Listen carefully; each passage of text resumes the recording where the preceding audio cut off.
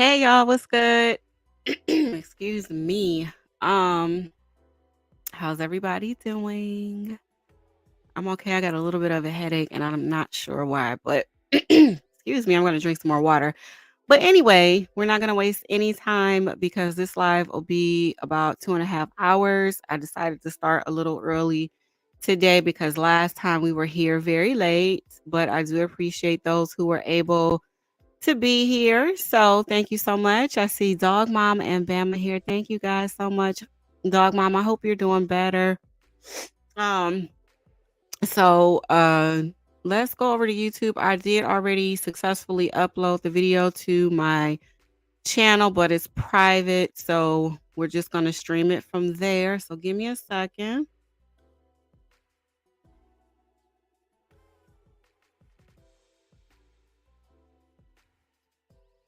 All right. So if you're watching this on a replay, you're not sure about this case. This happened in 2018. The trial was 2019, and it is about Anaya Day. Anaya Day was 4 years old prior to her death.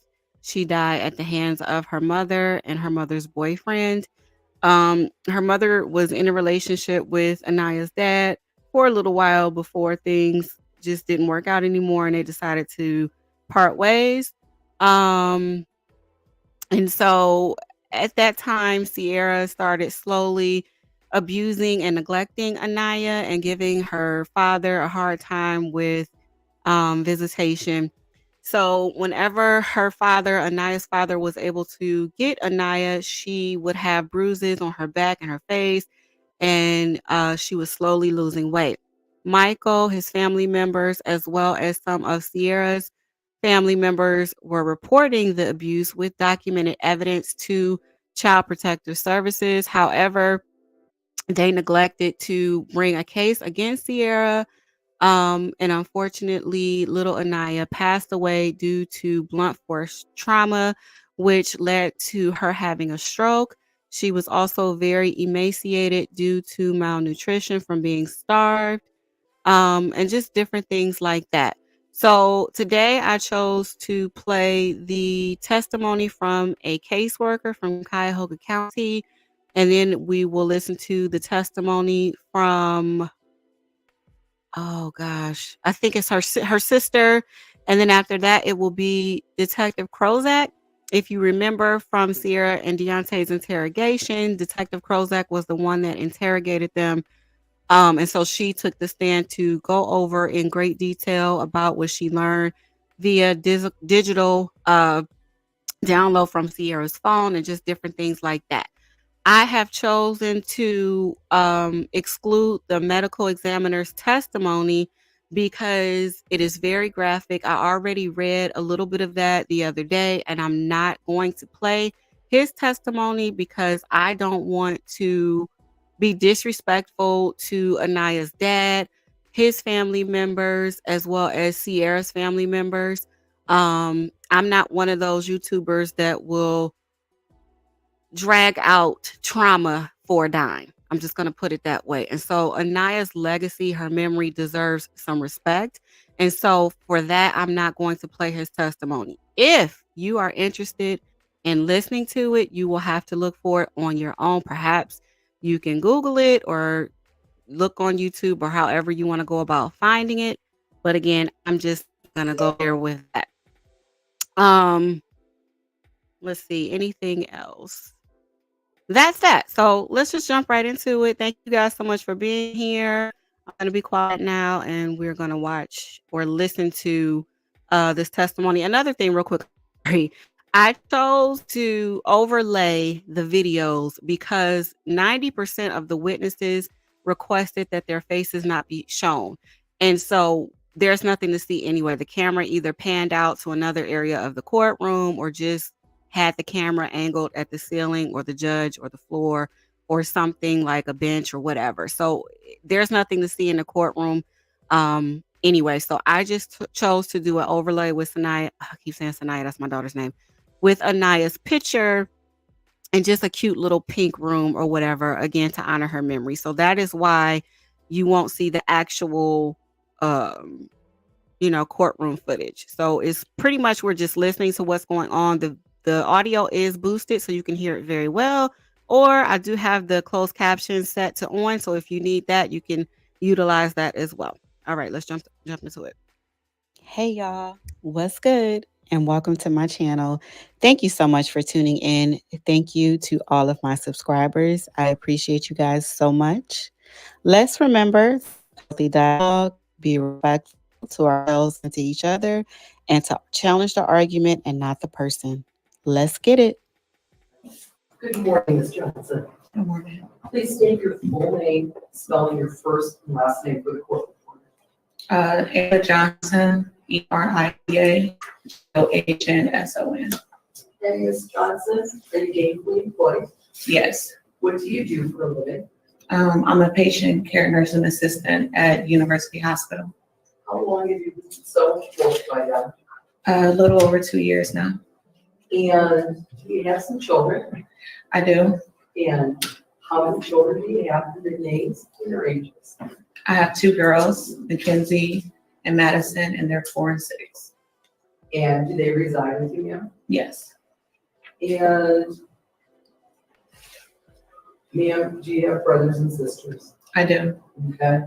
Can you tell me your brothers and sisters' names? Isaiah Day, Eric Johnson, and Sierra Day. And you all share the same dad? No. You share the same mom? Yes. Okay. Who else shares the last name of Johnson with you? Eric Johnson, my brother. All right. And Sierra and Isaiah? They have the last name Day. So they share the same dad? Yes. Okay.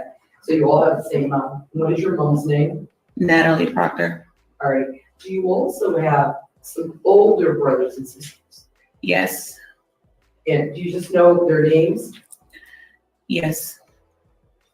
Auden Johnson, Howard Johnson, Aisha, Daryl, and Mike. All right. And what last name do all those folks go by? I know Auden and Howard go by Johnson. I'm not too sure of the other 3. All right. And with regards to your family dynamics, how would you describe the relationship amongst all of you? Who was the closest of siblings? Me, Sierra, Isaiah, Eric, we all grew up in the same household, so we were the closest. All right. And who was the oldest sibling within those 4 folks? Eric was. All right. And Sierra and Isaiah are twins? Yes. All right. How old are you, ma'am? I'm 26. All right. And how old were they? 24. What is their birthday? January 20th, 1994. Okay. Your birthday Oh, I thought you asked for theirs. January 9th, 1993. is your birthday. Yes. Okay. All right. And so, how would you describe your growing up years? It was pretty tough. We had a rough childhood growing up. And where did you go to high school? Shaw High School. All right. Did you all go to high school at the same time? Yeah, they came in a little later. I believe once I was in either 10th or 11th grade, they came in. All right. And did you have same or similar friends? For the most part, yeah. We hung out with each other, so. How would you describe your relationship amongst your brother and sisters? It was pretty good. We were really close. We were all each other had, so. And did you maintain that into adulthood? Yes, we did.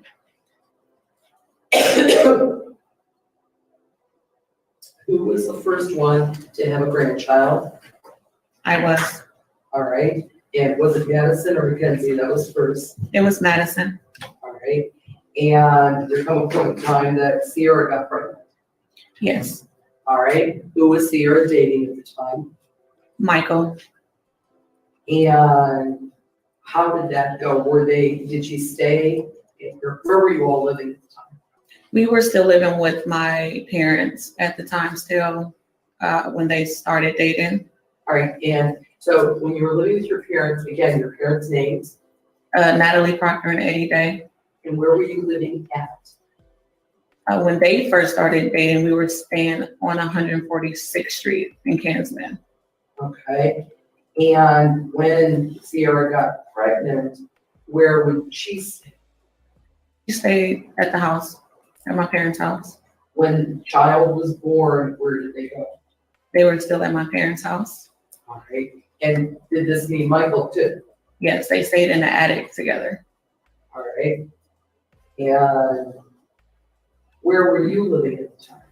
I was with my parents also I was kind of like back and forth between my parents and my current boyfriend house at the time. All right, and did there come a point in time where you moved out of your parents' home and Sierra and Michael moved out of your parents' home? Okay, how was that? And who moved out first?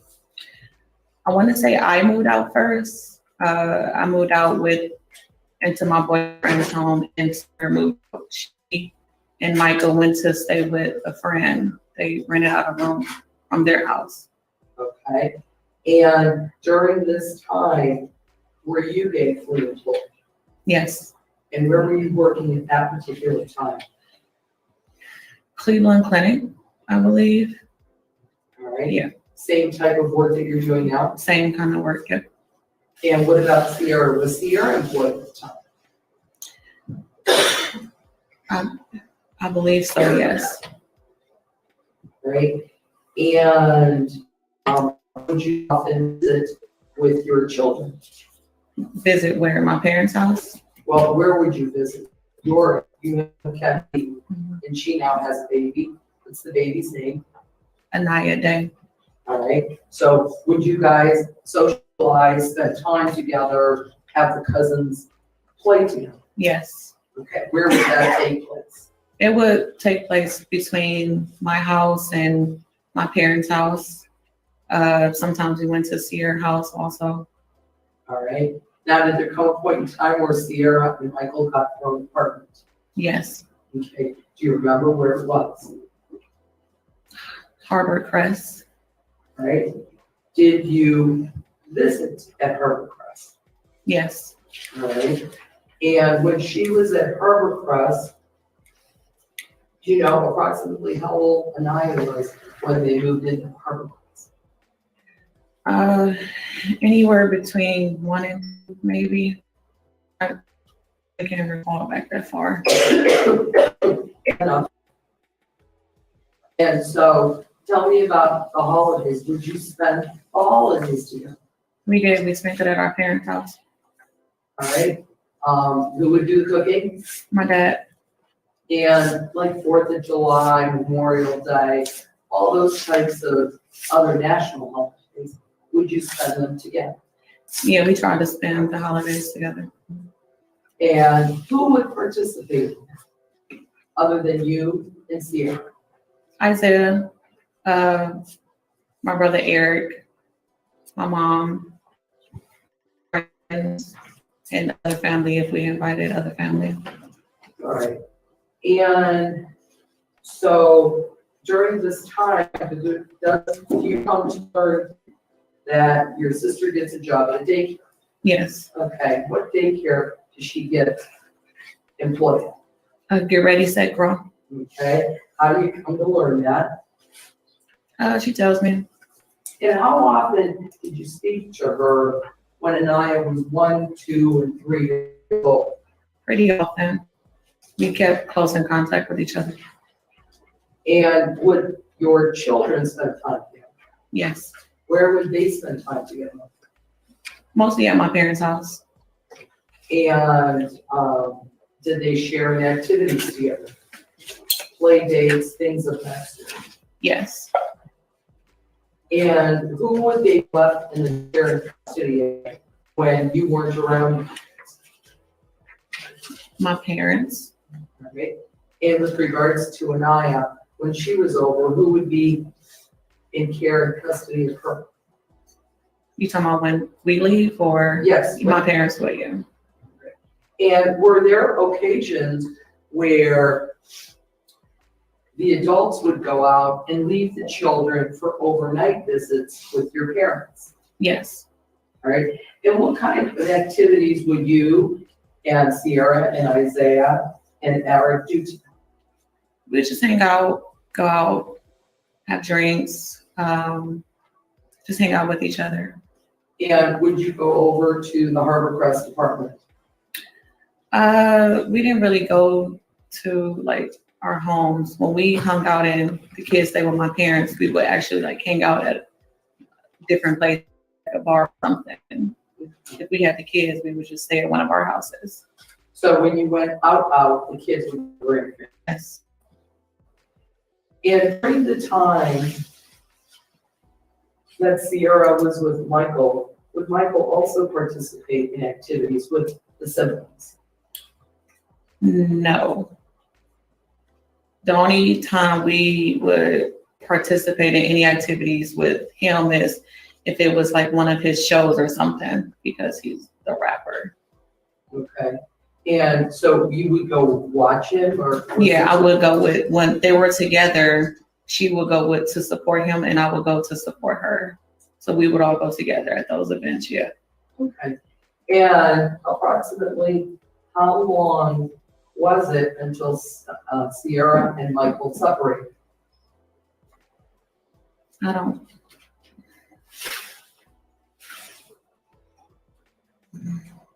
not really sure. I don't remember. I'm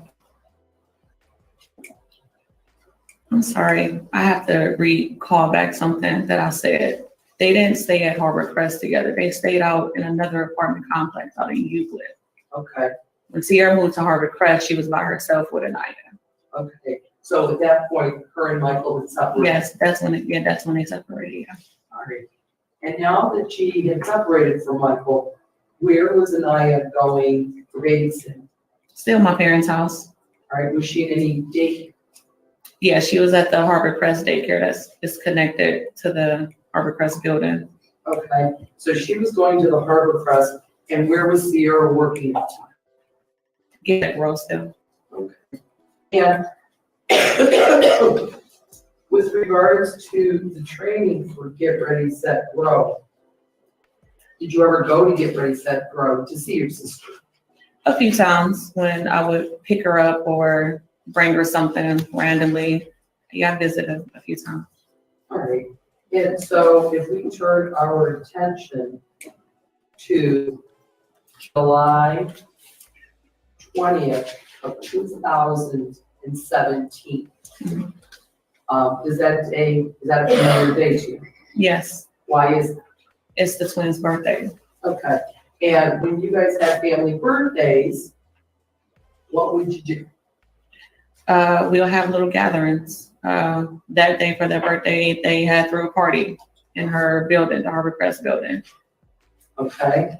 And who was present for this birthday party on January 20, 2017?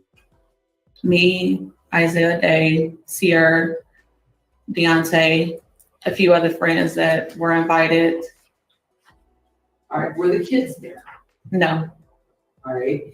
And so tell me, who is this Deontay person that you introduced? he was someone we knew in high school. Did you have a nickname? We called him Noodle. All right. And did you know him from high school? We didn't really hang out, but yes, I knew him. So did you know just of him? For the most part, yes. All right. And so how does he come to join the activities on July 20th, 2017? He came as Sierra's boyfriend. Okay. And did you learn that they were starting to date? Yes. All right. And did you observe their relationship initially, like July 2017, August of 2017, September of 2017? Can you just briefly walk me through that? What were your observations of them together? They were always together Every time Sierra came around, Deontay was with her. He had a car, so he was like basically her ride. But whenever I seen my sister, I seen Deontay. All right. And so did your sister have any method of transportation at that time? Herself? Herself? No, She didn't own a car or use a car or anything of that sort? no. So did she use public transportation? She would when she had to, yes. All right. And is she still living in Harbor Crest in July, August, September of 2017? Yes. And so when you would have family functions in September, we have Labor Day, right? Mhm. What did you do Labor Day of 2017, if you remember? I really don't. I don't know. Most likely we was probably at my parents' house. Did your dad cook? Yeah, he cooks for every holiday. All right. Aniya in September of 2017. I really don't remember. It's possible I couldn't even been there. I worked third shift, so sometimes I wasn't even able to be there. So I'm not sure. All right. Well, the times that you did see Aniya, how often would you see her from July 20th, 2017 to October of 2017? I didn't see her as much. Like if we were trying to find something to do, my sister would come over to my house with her, but I really wasn't seeing her as much in that year. Okay. Did there come a point in time where you received a telephone call from Mr. Day? I'm sorry, from Mr. Garrett asking you for some help In 2017? at the end of 2017? No, Did you call him at any point in time? I did, yes. All right. When did you call him? Roughly between December of 2017 and possibly January. It was roughly between those 2 months. All right. Well, before those 2 months, how often did you see Aniya in the months preceding December? Not as often. Okay. So when was the last time you saw her before you made a phone call to Mr. Garrett? Physically, Yes. it was December 25th of 2017. An incident occurred with my mom where it called for all of us to come over there to see what was going on. And they had Aniya with them. Sierra and Deontay did. Okay. And can you describe her for me? She was sleeping. Deontay was holding her. Okay. Did you see her walk that? No, Did she have clothes on? she did. Did she have a coat on? She did. All right. Did she wake up during the time she was there? No, I didn't see her wake up. Approximately how long were they there on December 25th, 2017? It wasn't that long. It was probably like 15, 20 minutes. All right. Did you all have dinner together? No. Did they leave? Yes. Okay. Did they leave together? Yes, they did. Who was carrying Aniya? Deontay. All right. Did you ask how she was? I didn't. Did you have any concerns at that point? I had concerns way before that point, but at the time, me and my sister, we weren't speaking. We had a little falling out, so it was a quick me seeing them, and that was it. All right. Well, let's talk about when did you have this falling out? Probably a couple months before then. So, so around September, October of 2017. Yeah, roughly, yeah. And what was the basis of your falling out here? Something really little, stupid. Siblings getting mad at each other over dumb things, and we just weren't talking to each other. Okay. And this was that change from talking to her all the time Yes, and seeing her all the time yes, and seeing your niece all the time? yes. Okay, so did you make efforts to contact her? I did. All right, did she return your efforts? No. All right, what kinds of things would you do, ma'am? I'll text her. I'll call her. I was blocked. Try to reach out through social media. I was blocked. I even sent a message to my brother, Isaiah, to send to her personally from me because I knew something was wrong and I just wanted to reach out to her. Okay, and what do you mean something was wrong? What did you believe to be wrong? She became very distant. She stopped like coming around as much. We didn't hear from her as much. When did that change begin? Within that time, that year, 2017, Was it before or after she met Deontay Lewis? it was after. Okay. And so what are the noticeable changes you saw? Like I said, she became distant. She wasn't coming to a lot of family, events. She wasn't coming around a lot. She wasn't staying around as long as she would stay. She wasn't talking to my parents as much. Aniya wasn't coming over as much as she used to. Did she bring her, when she came around though, would Aniya come with her?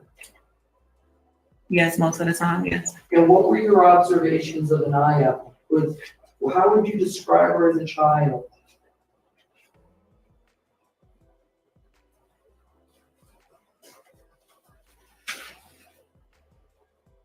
She didn't really seem like a child.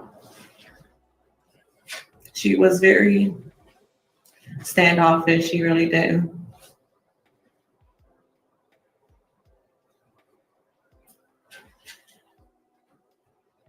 Seem happy. Would she play with Mackenzie and Madison? She did. Would she be by herself at times? Yes. At my youngest, I threw a birthday party for her on July 30th of that year. Of 2017? Yes. Okay, where was the party at? It was at my house. Okay. And what happened at the party? It's a normal kid party. Everyone was having fun.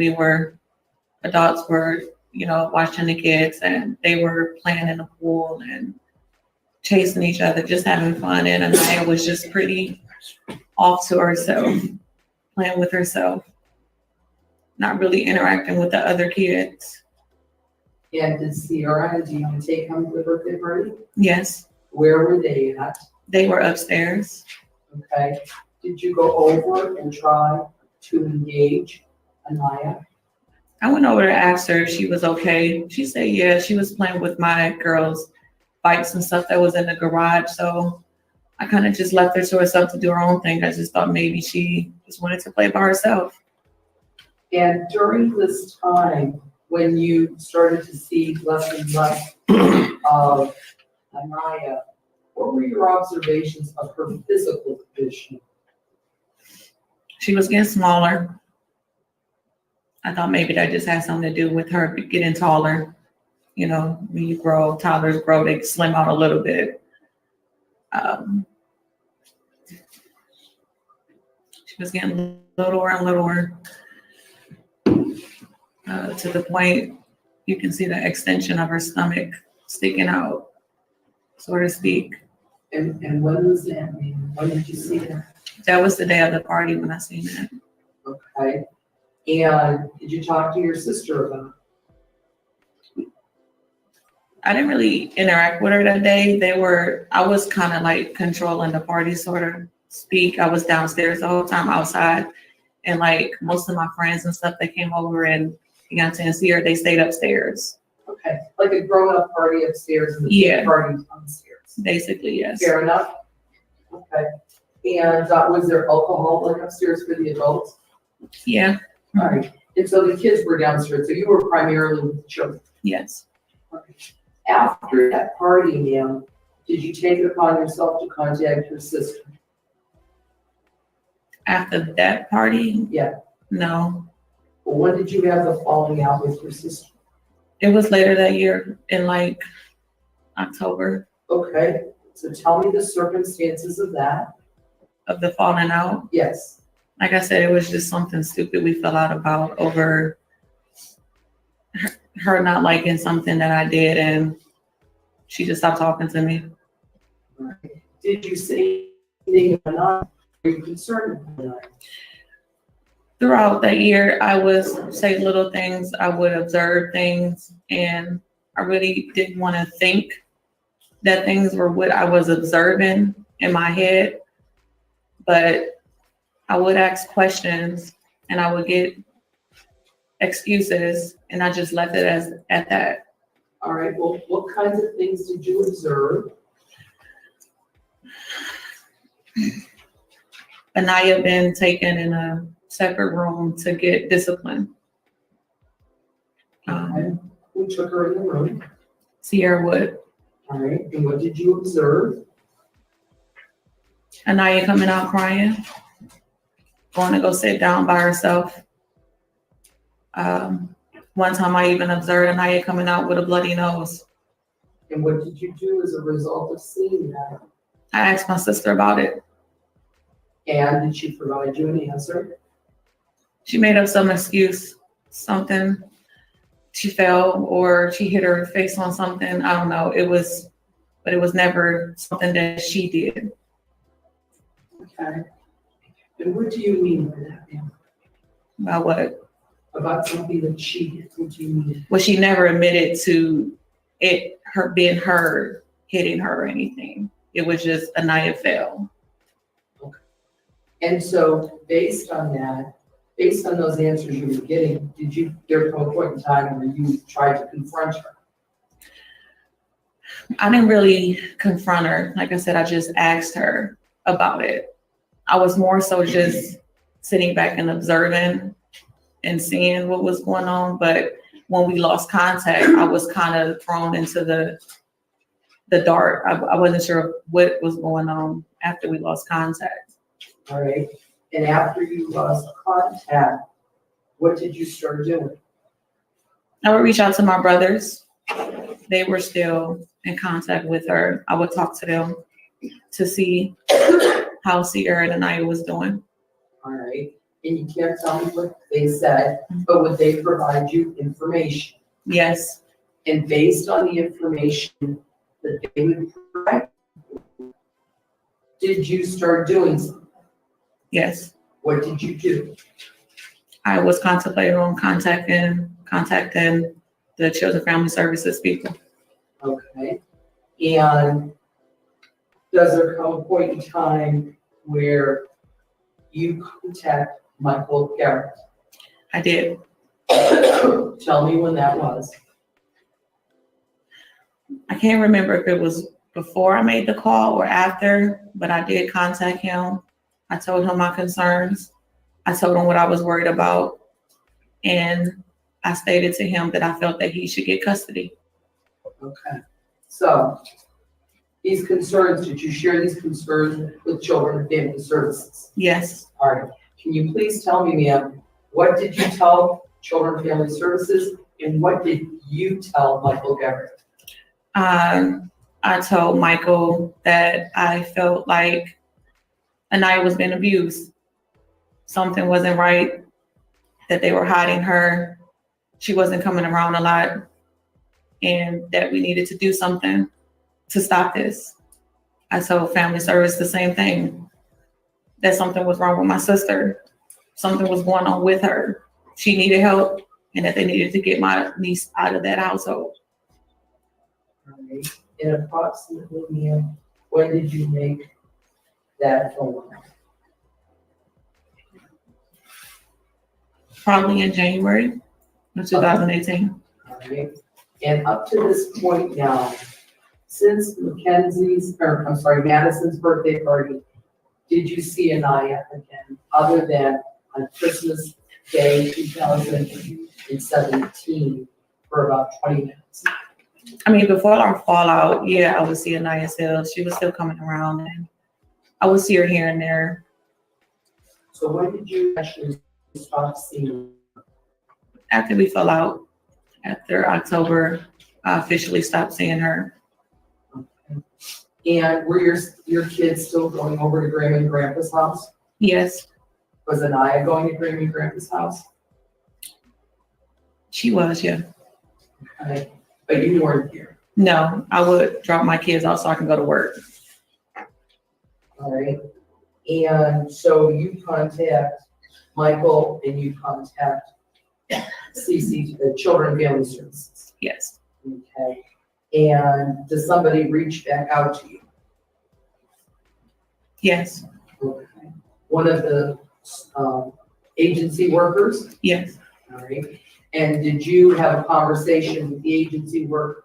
yes, Did you try to provide some information with regards to any information that you had on that? yes,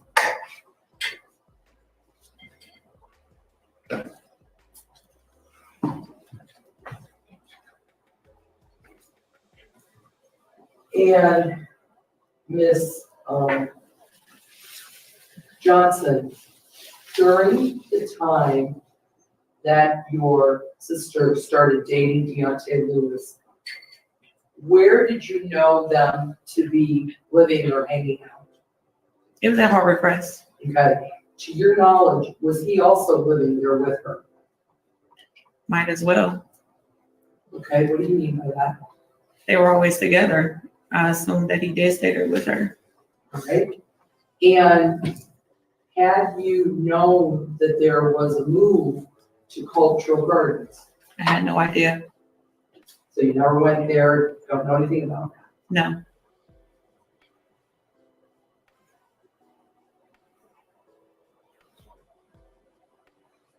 All right, when you called Children and Family Services, what did you want them to do?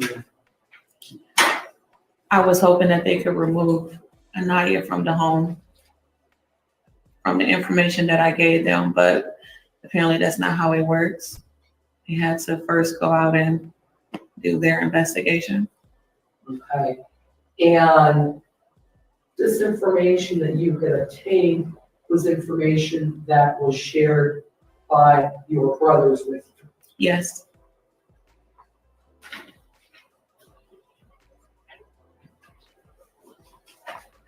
Did you share that same information with Mr. Garrett?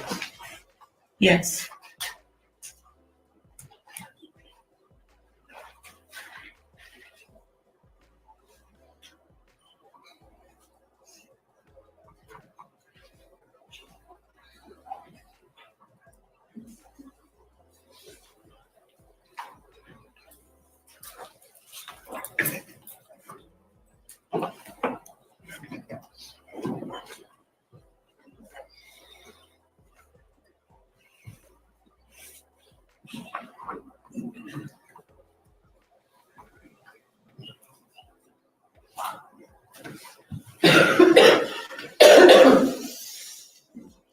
Ms.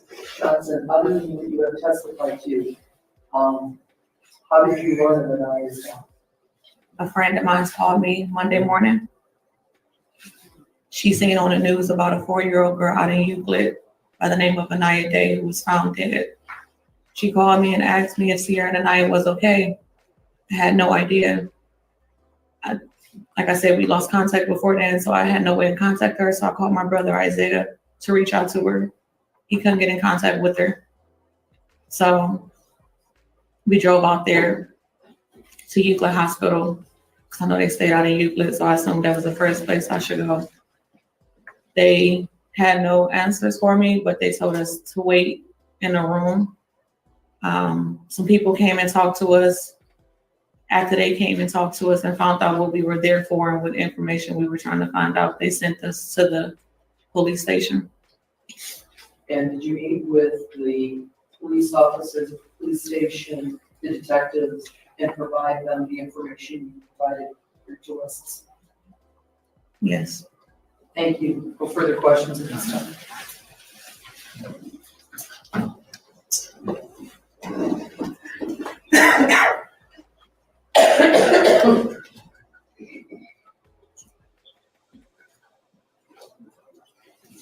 Judge, one moment, please.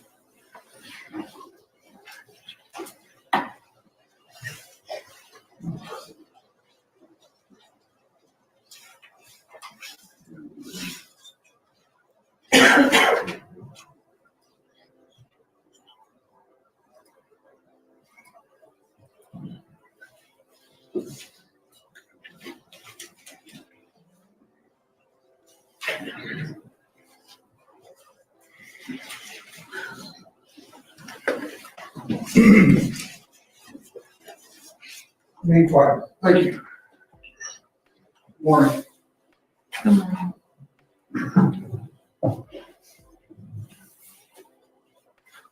You told us that things drastically changed at some point this year. Yes, And about when was that? that year, 2017. I can't really recall what month of that year, but it was that year things started changing. Before that, things were good. Things were fine. Yes, Aniya was good. yes, Good relationship. yes, Aniya was healthy and things were going along fine. yes, She was a good mom, yes, Sierra. yes, And obviously you were involved in Sierra's life since she was a small child, correct? yeah, And involved in her day-to-day activities as a student and as a child. yes, And you know some of the difficulties that she had, yes, I do. learning disabilities, Yes, special programs at school, yes, she was an IEP. and to the point that even when she was a senior, she was functioning on about a third and fourth grade level. Would that be fair? Academically, Yeah, yes, she had to see certain counselors regarding whether or not she could get a job or a vocation. I don't know about that. I wasn't aware of that. We're not aware of all what her EIP entailed. No, She had to see at some point a psychiatrist regarding that. no, I didn't know that. So you weren't privy to all of the family history with her at school or the things that were going on. Yes, I knew she was in special programs because of her learning disability that she had. And maybe kind of a, I don't want to say a mood, but things where she would look as if she wasn't interested, an affect or blank, I'm not sure what you're asking. probably not asking you very well. She was in special classes. Mhm. She had an IEP, Yeah, and that's about as far as you got involved. that's about all I knew. Yeah, I didn't think it was anything more than that. Difficulties reading or comprehending, Yes, she had difficulty reading, not a really good comprehension, not a lot of common sense, nothing like that. and kind of, as I said, stalled out at a third or fourth grade level. Sort of, yeah, if you want to say that. And that continued through as she came to be an adult, correct? Yeah, So did you have concerns about her ability to do things based on that? Just live on her own? at first I was, but then when I seen she was living on her own, I mean, she did it, so But you did have, at least early on, some concerns if she could make it on her own due to some of these limitations. in a way, yeah, Was that discussed within the family? no, Just the way it always was? yeah, But then you saw that she was able to function on her own, yeah, and things were going well for a period of time, mhm, and then you noticed a drastic change. yeah. And I think he indicated to the prosecutor that he had hoped somebody would get her some help. I wanted to get her help. And when we say her, we wanted to get Aniya out of the home and get Sierra help. I stated that to the CDF lady. I said, my sister needs help. I want to get her help and I want the child removed. Because something had changed. Yeah, Tommy, excuse me 1 second, Judge.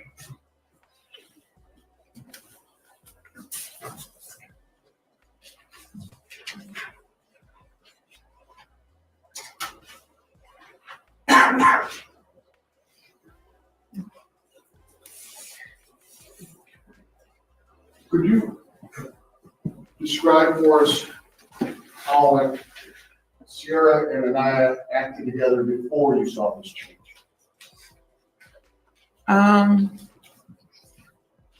it was normal. It was how they always acted together.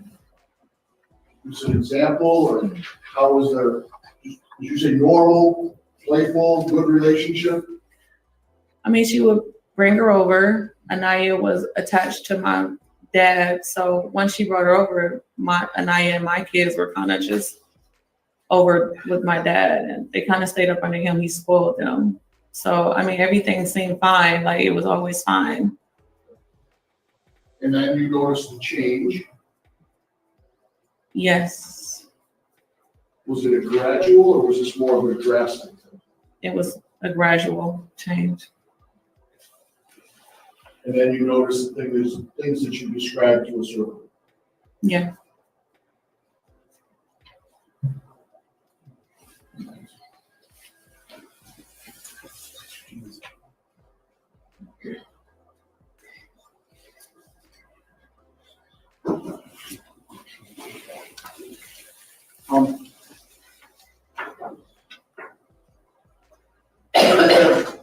A lot of contact with Sierra since this happened. Yes, I have. She's written a number of letters, Yes. dozens. Yes. How many would you say? Well over 50. And you've written her back, Yes. not quite as many though, right? No. And would you describe her as a spiritual person? We grew up in the church, so we always been pretty spiritual. Those letters contain a lot of references to To the God. Bible, To the Bible. Mhm. Jesus. Yeah. That's something that's been maintained. Yes.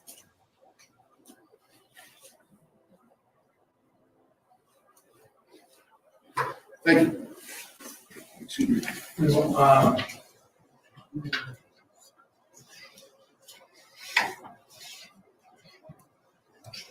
Thank you. You want me to?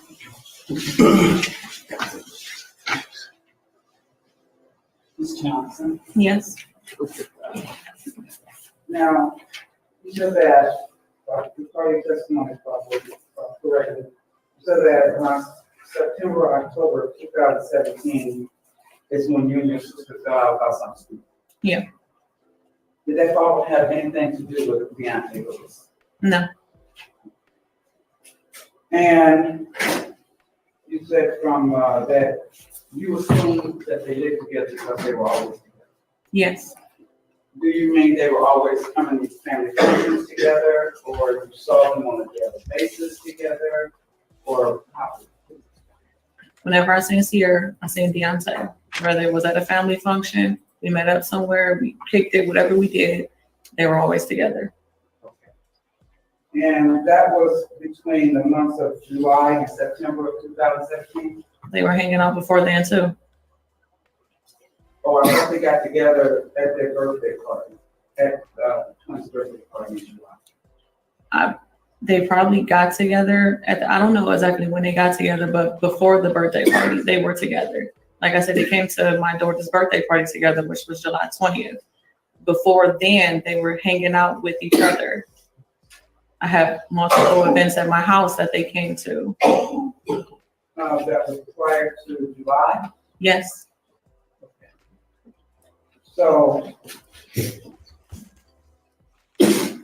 you said that you witnessed your niece, your sister, took your niece to another room, then your niece came out crying. One time she came out with a bloody nose. Did you ever witness such a thing from Beyonce Lewis? Seeing him Did you take, ever witness him take a knife into another room and the knife not crying or not with a bloody nose? no. Did you ever witness him harm his child at all? No. Just a couple of questions, your honor. Ms. Johnson, you agree with me that though your sister may have had an IEP while she was going to high school, she got herself gainfully employed, they give her inside right? She signed the lease for Harbor Crest Apartments, correct? Yes. She was paying her bills to your college, right? Yes. Mhm. Taking care of her daughter. Yes. So all, she was functioning just like you and I are functioning, correct? Yes. And the change, you saw a change in her in July of 2017, you said somewhere in that, but it was a gradual change. It started happening even before July of 2017. Yeah, it was little things that I would notice, but I didn't make a big thing out of it until closer towards the end. All right, and these little things that you were noticing, were they her methods of discipline of Aniya? Yes. And did you talk to her about that? I didn't really think nothing of it at first. I stated to you before our childhood, how we were raised, how my mom was with us. I didn't think nothing of the discipline at first. Okay, but, so when you say you were raised, for instance, a whooping, that would be acceptable, Yes. okay, because you were one. Yes. Did you whoop your daughters? Yes. Okay, so when you saw that, initially you didn't think anything of it, No. but gradually, it started to affect you more. Yes. Why? We would see Aniya with bruises. We would notice that she would have a bruise on her face or a scratch or a cut or something. And when we asked about it, it was always something happened. She fell at daycare, something happened at daycare, something happened while she was at my parents' house. Started noticing that more and more. And I know for a fact the child doesn't hurt themselves that much. So it was just pondering in my mind that whole time, and yeah. All right, and was there something that changed in Sierra's life when Aniya began to change as well? What do you mean? Was there? Well, was she, in the beginning of 2017, was she dating anybody? She was dating. She wasn't really dating. She was talking to guys, but not really dating someone. So when did she start really dating? When she started dating Beyonce, And did you start to notice more changes after she started to date Beyonce? yes. Thank you, Mr. Bush. Thank you. Graham. Sierra was able to sign a lease, right? Yeah. She was able to secure some type of employment, correct? Yes. But you would have concerns about whether or not she'd be able to do that before she did, correct? I did. You did. Yeah. That's based on the academic and functional limitations that she had, right? Yeah. So it would be fair to say you were pleasantly surprised that she was able to pull this off. I was happy that she did it. Because again, based on what you described as her academic and functional limitations and her, I think you said just complete lack of common sense. Yeah. You didn't know if she'd be able to do things like sign a lease and or get a job. Exactly. Yes. But then she did, and that went on for a while. Yes. You believe Sarah loved her daughter? I do. Thank you. You want me to know? Yeah. Now, you said that you observed changes in your sister that they were gradual. Yes. So, did these changes start before she started dating Beyonce? They could have, yeah. Okay. They could have, yes. Good morning, Ms. Green. Good morning.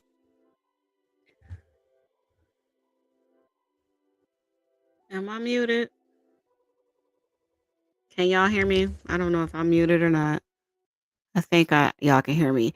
I I was listening to the sister's testimony, and she testified how her sister had physical and mental limitations. And one thing that really got under my skin with that was the fact that if they know that their loved one, even though she wanted to be independent and maybe at one point she did do okay, I don't feel that they checked up on her enough, and they weren't aggressive enough with making sure that Anaya was okay. Now, I know everybody's busy, but you can't wait until the last minute to do something, right? And so if they have family gatherings all of the time and you saw Anaya and every time you saw her, it looked as if she was losing more weight. She wasn't happy. She was isolating herself, pretty much just despondent at one point. Why didn't you intervene? Why would you say I didn't think much of it? That really bothers me. And then you wait till damn near the end to get in contact with her father. But her father, unfortunately, wasn't able to do anything because Sierra was able to get a restraining order. Okay. And so he wasn't able to see his daughter, and he was fighting with the state to get temporary guardianship of his daughter. And so my thing is when you called CPS and you didn't get a response, or they told you, we refuse to open up a case, or whatever they told you, if anything, why didn't you push harder? Why didn't you make attempts to go and find your sister? Why didn't you make attempts to go to the daycare that you knew your niece was at to check up on her? Right? You didn't do any of those things. There is no emotion on the stand. It's almost as if, the attitude I got was, I just minded my business. And then, eventually I tried to do this and I tried to do that. That's not good enough for me. Furthermore, I feel like, and I don't feel like this would be a violation of anybody's rights. I feel like when you have a baby, since there is a such thing as postpartum depression, or people who suffer from mental illness, people who may or may not have the wherewithal to take care of a child, they may not have the support system that they need, so on and so forth. There should be testing done for that mother, period. They need to test to see what your mental state is like after you have a child, period. Like, I don't really agree with somebody just going into the hospital, giving birth to a baby, you sign a birth certificate, and then bam, you send them home. A lot of times hospitals send you home a day or two after you have a baby. And then Sierra was very young when she had Anaya. She was 19. Okay, fresh out of high school. She literally had graduated that June. That September she gave birth. Okay, a new mom, very young or whatever, and she probably was not in the right state of mind on top of the disability that she had. So why wasn't there enough support rallied around her to maybe prevent this? And I'm not excusing Sierra's behavior at all. I'm not, because she didn't have to do what she did. I feel like she did it out of spite because the father had moved on. But what I'm saying is that her family knew that she had this disability, and they didn't do enough to prevent this, in my opinion. And I feel like, again, the hospital, they need to implement something to where they triple check that a mother is mentally, if not anything else, able to go home and raise another human being, right? And you got WIC services, they need to have something else where you can at least monitor a child, and that's probably more money from taxpayers or whatever, but it is what it is. They need to have services to monitor these children. Like, everybody felt Anaya. Her aunt, her uncles, her grandparents, CFS, the daycare, everybody. Nobody did anything to help this little girl. Michael did. He tried his best. He's about the only one that did something. This man filed report after report after report with documented abuse. He took pictures of the abuse, of the rug burns on her elbows, the bruises on her back, her chest. She had bruises in her all of that. He took pictures of all that. He has videos with Anaya where she's crying because she doesn't want to go home. And there was nothing he could do about it because he didn't have any rights to his child. And that's another thing that I don't like. I don't like how fathers don't have the same rights as a mother would. Why was it so difficult for him to get visitation on paper for his daughter? Why was it so difficult for him to go and say, listen, I know my daughter is in danger. I need help. And it's just shrugged off. That's just my thoughts. Let's get back into it. Morning. Please state your full name, spelling your first and last name for the court report. Laura, Lorra, Green, Greene. And ma'am, do you live here in our community in Cleveland? Yes, I do. And are you gainfully employed? Yes. Okay. And what do you do presently? Presently, I'm a substitute teacher. And prior to being a substitute teacher, were you gainfully employed with the Department of Children and Families? Yes. All right. How long had you been so employed by them? I worked for Children and Family Services from May of 2016 until August of 2018. And when did you end your employment with them? My employment was terminated August 3rd, 2018. All right, well, let's talk about when you were there. What were you hired at? I was hired as a social worker 3 in intake. All right, and what kind of training and experience did you have to maintain your position? They give you 3 months of training. Much of it is in a classroom, some of it is shadowing. And once you complete your training, did you successfully complete your training? Yes. And how did you start to obtain your cases? They start off with a smaller caseload, so 1 case a week. They up it to 2 cases a week, and after that, you join the regular rotation. All right, and when you finally joined the regular rotation, what rotation were you in, and what unit or department did you go into after all of your training in your shadow? I was in the intake or short-term services unit. All right, what does that mean, the intake short-term services unit? Short-term services is the unit that receives cases once they arrive through the 696 hotline. And what were your, just generally speaking, what were your duties and responsibilities upon receiving a case? Upon receiving a case, you have to make contact with the family, visit with the family, and complete assessments based on observations and interviews. And did you have particular priorities at the time when you were employed by them about when you needed to go out to the home, the time period, time frame upon receiving a referral? Yes. And what was that? There's a priority 1, which is a traditional case, and then there's also alternative response case, which you have a certain amount of days to go out and see the family. All right. Ma'am, were you gainfully employed with the Department of Children and Family Services back on December 17th, 2017? Yes.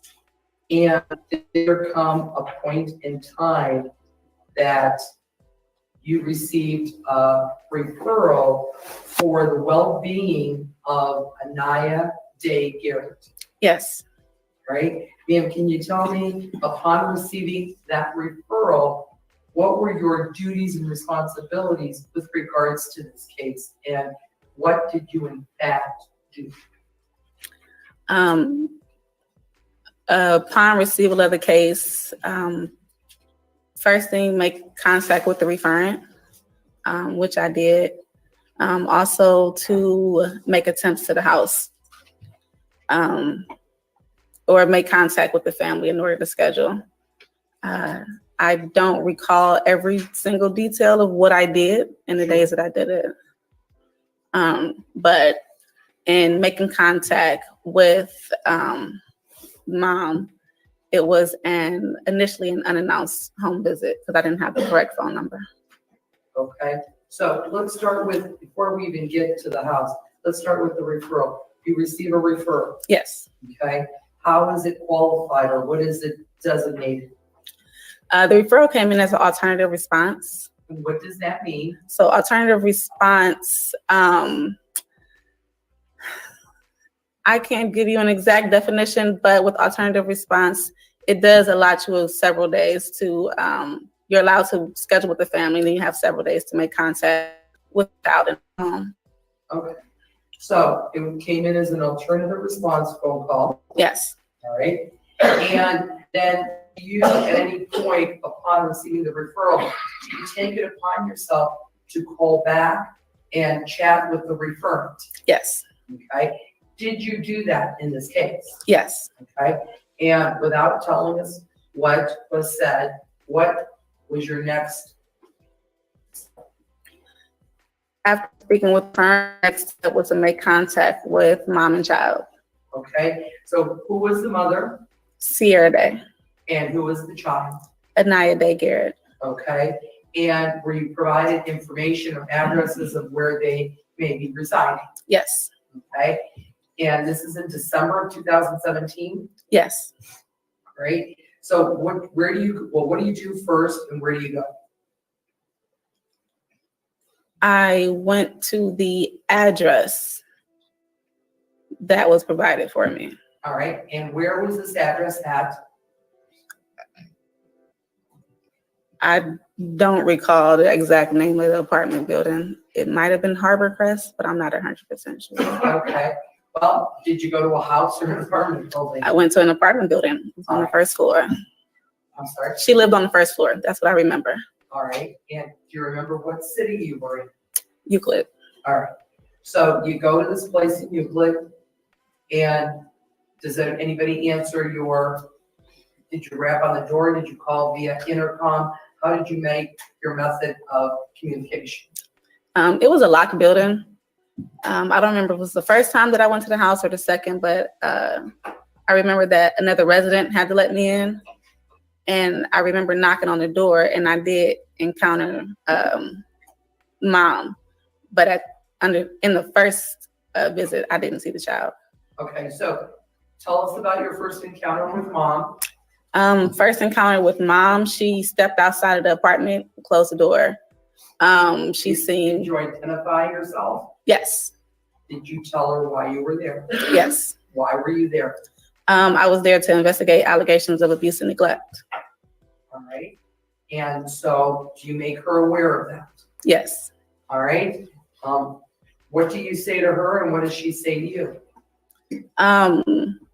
I remember summarizing what the allegations were for her, and I remember her being upset and frustrated. I remember her saying that she had just dealt with DCFS a few months prior and that she felt like she was being harassed. She told me that Aniya was not home and that she was away with an aunt. She didn't specify the name of the aunt, but that she would return at a later date. And at that time, I scheduled a home visit to meet with Aniya. Okay, so when do you go back and meet with Aniya? I went back to meet with Aniya the day that she told me that she was going to be back. Well, actually, I went back on the day that I scheduled with her, and she told me she was not home. I actually had to come back the next day. Okay, and that was back when? That was in December. 2017? Correct. All right, does there come a point in time that you do see Aniya at this Euclid apartment in December of 2017? Yes. Do you remember the date? I do not remember the exact date. Was it before or after Christmas? It was before Christmas. All right, and so you go there. What are your observations? I remember when I entered her apartment that it was very clean. The first thing was, I just remember it was like a big shoe rack. And I remember she politely asked me to take off my shoes. I know the condition of her house, it was very clean. So, without a problem, I take my shoes off. it was a very small apartment. I remember there was a bathroom when you first enter. There was a room straight ahead, and there was a living room and then a small kitchen. When I walked in, Aniya was on the floor watching a tablet and eating popcorn. Mom was listening to gospel on her laptop, and she told me I could have a seat on the couch. Okay, did you have a seat? Yes. All right, so what did you do while you were there? While I was there, I spoke with Mom about the allegations, about history, about her current employment, things of that nature. I asked her about Aniya, and she also gave me information as well. I feel like I was there for a while. Okay, so when you say you were there for a while, about how long were you there? I had to be there for at least an hour, at least. And when you were speaking with Sierra Day, did she understand your questions? Yes. Was she able to provide you answers? Yes. At any point in time, did she tell you she was confused, she didn't understand what you were saying, or anything of that sort? No. All right. Was she functioning the way you and I are functioning today? Yes. So what types of questions did you ask her, and what answers was she providing at that time? What were your concerns, or what were the concerns that you were there for? Concerns I was there for was that that Aniya was being physically abused. And we discussed that. Typically when I would visit houses, there was like a guideline as far as questions I would ask. And now and then on the environment or depending on the case, you may deviate from those questions slightly, but generally you want to know about income, employment, who watches the kids, ask about, making observations for the way the house looks and things like that. Okay, well, did you ask about employment? Yes. Was she gainfully employed? Yes. All right, did she tell you she was receiving child support? Yes. And so she had a mode and method of income that was coming into her home? Yes. Able to take care of her child? Yes. All right, you observed the child? Yes. Okay, do you usually question the child in the presence of the parent or outside the presence of the parent? Outside of the presence of the parent. Okay, so how did you do it in this particular situation? In this particular case, it was in the presence of her mom. Okay, was it because of the spatial area you were in? Yes, it was a very small apartment. And then also at times, Aniya was very timid. And she reasoned that Aniya thought that she might have been in trouble because she hadn't seen me. I had a badge. And sometimes it was a little difficult to understand what she was saying. Oh, Aniya? Yes. Okay, well, let's get back to the mom now. So do you question her? Do you question her about her employment? Yes. Question her about money's coming into her house, child support and checks? Was she getting food stamps for the child? I don't recall. Right. Do you ask her about these allegations or bruises? Yes. Do you observe the child physically? Yes. Okay. What are your observations back on December of 2017? Observations of Aniya? Yes.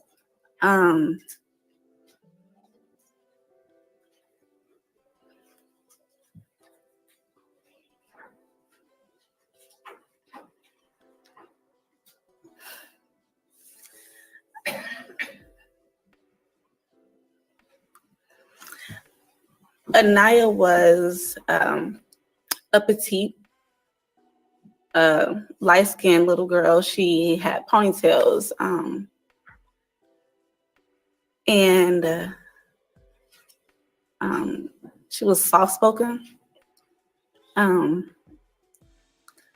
remember when I was talking to her, she seemed like she kept twisting And I'm like, are you nervous, Aniya? Like, it's okay, relax, you know. And I remember Mom prompted me and told me that I'm like, you know, what does she like? What does she like to do? She told me she likes to dance. So to kind of get her to relax, I remember asking her to, you know, shake your shoulders, show me a dance that you like.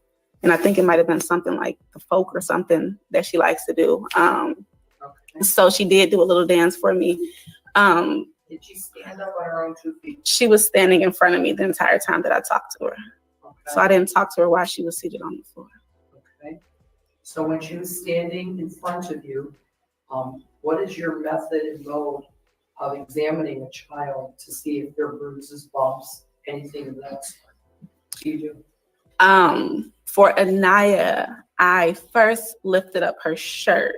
And I talked to her the entire time that I was doing and explained to her. And I remember she just kind of like took a breath. And so I was like, it's okay, Aniya. And I, you know, kind of talked to her and she relaxed a little bit. There was no type of marks or bruises on the front of her body. On the back, there was a small scrape. I remember asking her mom about it, and she said something like I think she scraped it at her grandfather's house on the stairs or something like that. And then there was like a small faint bruise like on her arm. I remember that. But there was nothing on the back of her arm. Okay. And did you notice anything on her face? No. All right. Once you examine the child, you've now spoken to the mother. What do you do next as part of your investigation about this referral? After interviewing Mom and talking to Aniya, I did observations around the house. So to make sure that all utilities are working, make sure that the child has somewhere to sleep, make sure that she had adequate food and clothes and all of that. And were you able to determine, was there enough food in the apartment? Yes. Were the utilities working? Yes. With regards to the utilities, how do you know they're working? Do you ask, for instance, in this case, did you ask Miss Day if all the bills were paid up and up to date? I turned on the water to see if the water was working. I turned on the stove to see if the gas was working. The lights were working. Okay. And so once you do that, is there anybody else in the apartment when you were interviewing the two of them? No. And did Miss Day indicate to you if she was dating anybody? No. Okay. Is that something important that you ask? Yes. Why? To see who else may have access or who else might be in care of the child. All right. So once you have now spent an hour at this apartment in Euclid with Miss Day, is Miss Day in this courtroom here today? Yes. Can you tell me where she's sitting and what she's wearing? Stipulate that this. Thank you, Your Honor. Thank you, counsel. Go ahead, Ms. Green. You don't have to point to Ms. Day. So once you conclude your interview at the apartment, what is the next step in your investigation? The agency requires that we do at least 2 collateral contacts. I remember talking to the referent on several occasions. I can't say what, exact dates when I talked to the referent, but I talked to a few family members. I talked to... When you say you talked to family members, which family members did you talk to? I talked to her, I talked to her sister. I talked to her brother. I talked to her mother and father. So if I were to say Erica Johnson, did you talk to her? Yes. Did you talk to Isaiah Day? Yes. Did you talk to Natalie Proctor? Yes. And did you talk to Eddie Day? Yes. All right. So those are considered collaterals? Yes. All right. What does that mean? Those are sources who are familiar with the family and with the child. All right. And so were you able to glean information from them? Yes. Okay. So once you talked to collateral, what did you do? After talking to collaterals, I talked to family members. I also talked to her place of employment. I talked to the daycare. To get ready, set, grow? Yes. Okay. Who did you talk to there? Chantel and Shaniqua, Okay, I believe is their names. all right, and why did you talk to them? Because they're another collateral. Mom works there. They see the child every day. They see mom every day. And if there were any concerns, I assume they would be able to report that to me. Okay, and did you talk to both of them? Yes. All right, were they able to provide you information? Yes.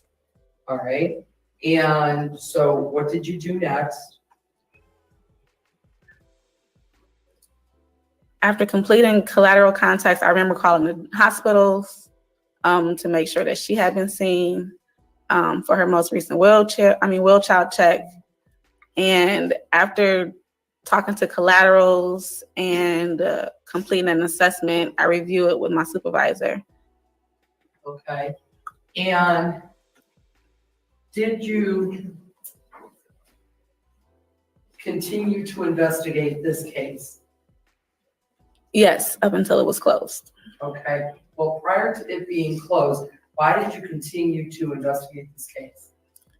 I continued to investigate it because it was something about talking to the referent that she was very adamant that she had concerns. Objection.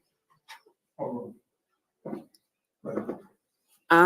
But she had physically seen Aniya. So I was trying to find something that says, either there are concerns or there aren't concerns, but it made it difficult because she hadn't seen her. Okay, and so did this referent continue to call you as well? I kept in close contact with the referent throughout for the duration of the case,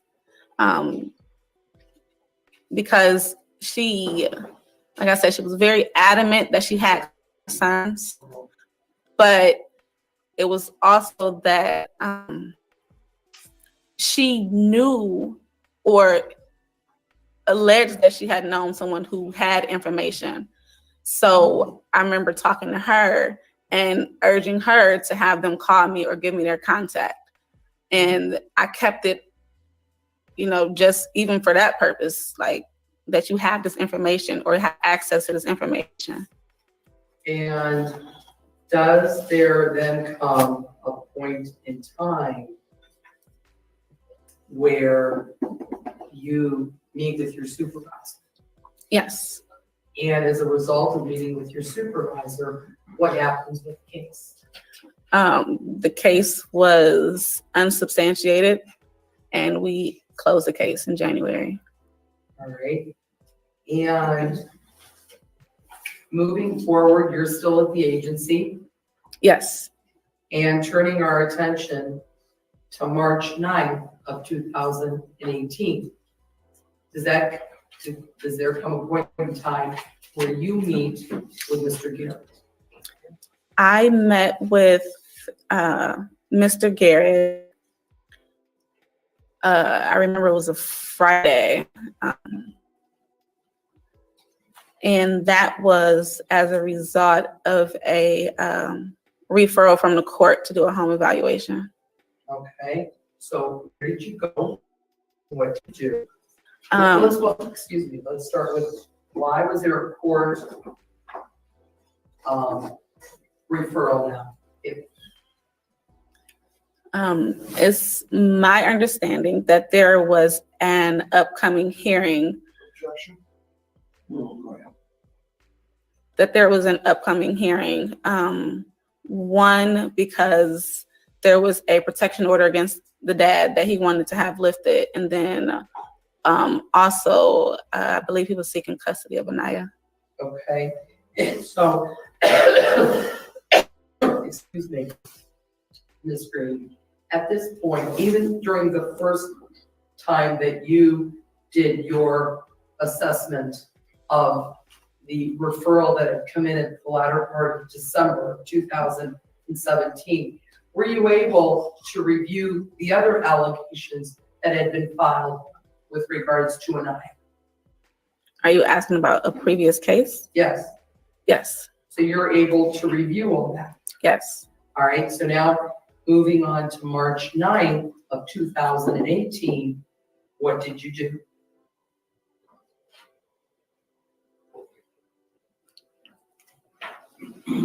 It's March 9th, the day that the referral came in. I can't give you exact dates. You met with Mr. Garrett. Okay, that was March 9th when I met with him. I remember it was a Friday that I met with him. I don't recall the exact date.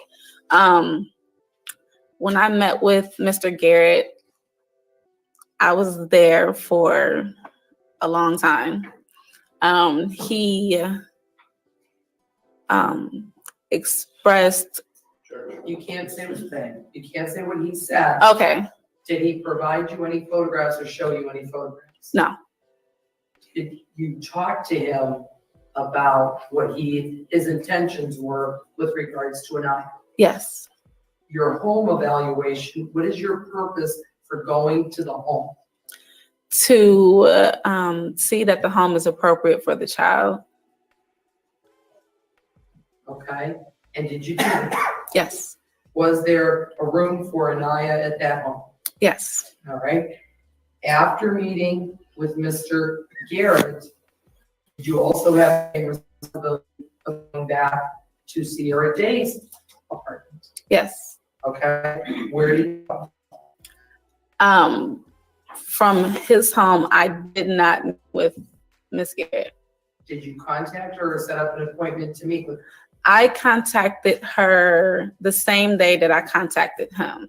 So that was prior to Friday. It may have been that Wednesday that I contacted them both. Okay. She told me that she wasn't available until that Monday. Okay, so Monday, the 12th is when she would have been available for you. That is when I scheduled to meet with her and Aniya. Okay, all right, so, did you do anything else that week? No. And then, ma'am, how did you come to learn of Aniya's death?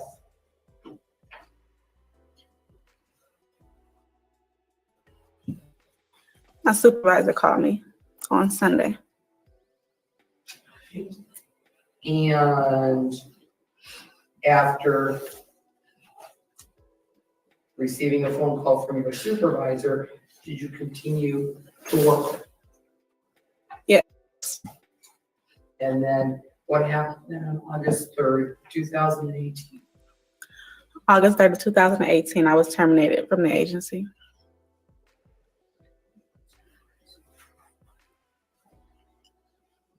One moment, Your Honor.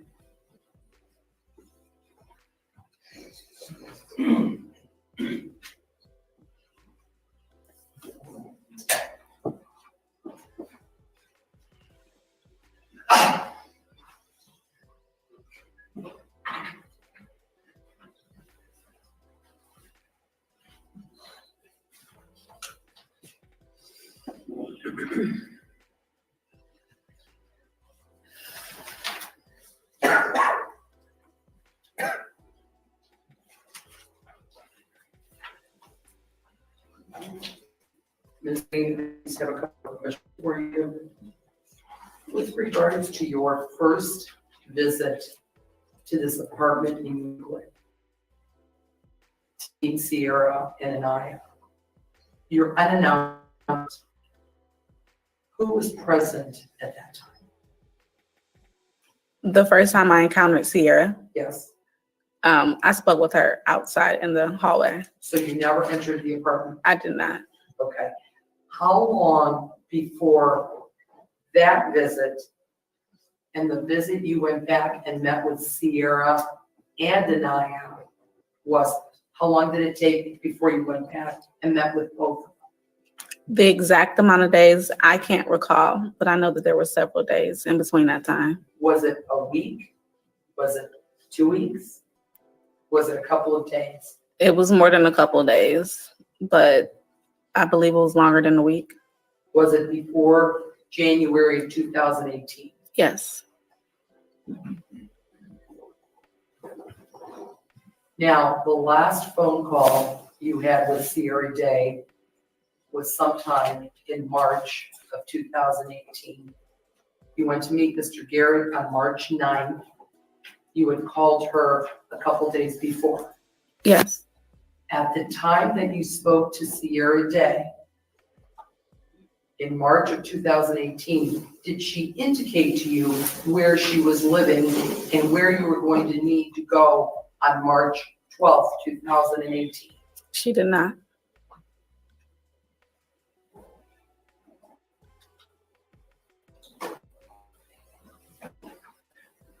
Thank you. No further questions at this time. Thank you. Good afternoon, Mayor. Good afternoon. You keep what you call an activity log report. Would that be accurate? Yes. And in there you try and recount as accurately as you can what happened during a visit or what steps you took. Yes. And you kept one of those for your visit when you went with Sierra and Aniya, correct, in December of 2017? Yes. And you indicated to us that when you went in that Aniya was sitting watching a movie on a tablet She was watching something on a tablet. and eating popcorn, Yes. and that Sierra was listening to some type of gospel music. Yes. And it's fair to say that you first had an interview with Sierra, correct? Yes. And during that interview, at times, Aniya would politely ask for more popcorn, Yes. and Sierra would provide it. Yes. That seemed normal to you? It seemed normal to me. Yes. Okay. And then after you finished your interview with Sierra, you got an opportunity to speak with Aniya, correct? Correct. And that was in front of Sierra. Yes. There was another bedroom that you could have gone to had you deemed it necessary, right? Correct. Okay. Or ask Sierra to excuse herself. Yes. And you indicated, I believe, that Aniya was soft-spoken Yes. and she was standing Yes. and she kind of twisted around when she talked. Yes. But would it be fair to say that she maintained good eye contact with you? Yes. So while she may have been twisting like a little girl, she was looking you in the eye. She was. Okay, so she wasn't turning away or trying to hide herself from you. No. When you asked her a question, sometimes she would repeat what was asked of her. Yes. You said, "What day is it?" What'd she say? She was What like, day is what it? day is it? Yeah. hmm How old was she at this time? I believe 4.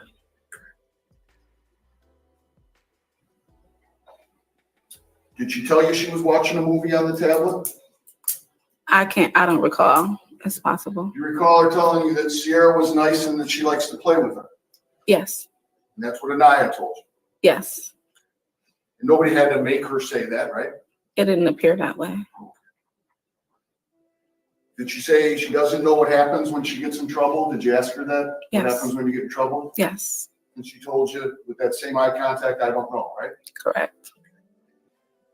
Did she say she likes to eat spaghetti, She listed a lot of foods that she likes to eat. popcorn, nuggets, cookies, juice, and water? You remember that? I remember her listing a lot of foods. Did she talk to you about what she likes to feed her Barbie doll? Remember that?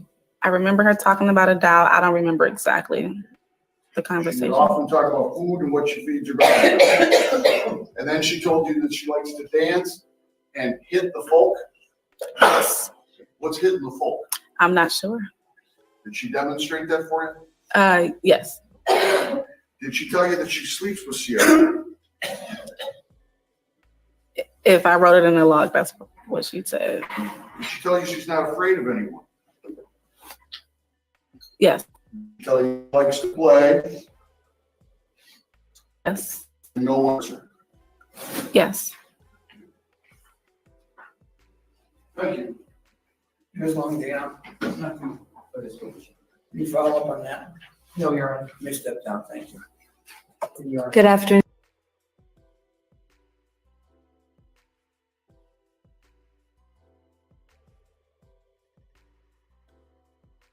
Of course, I was on mute.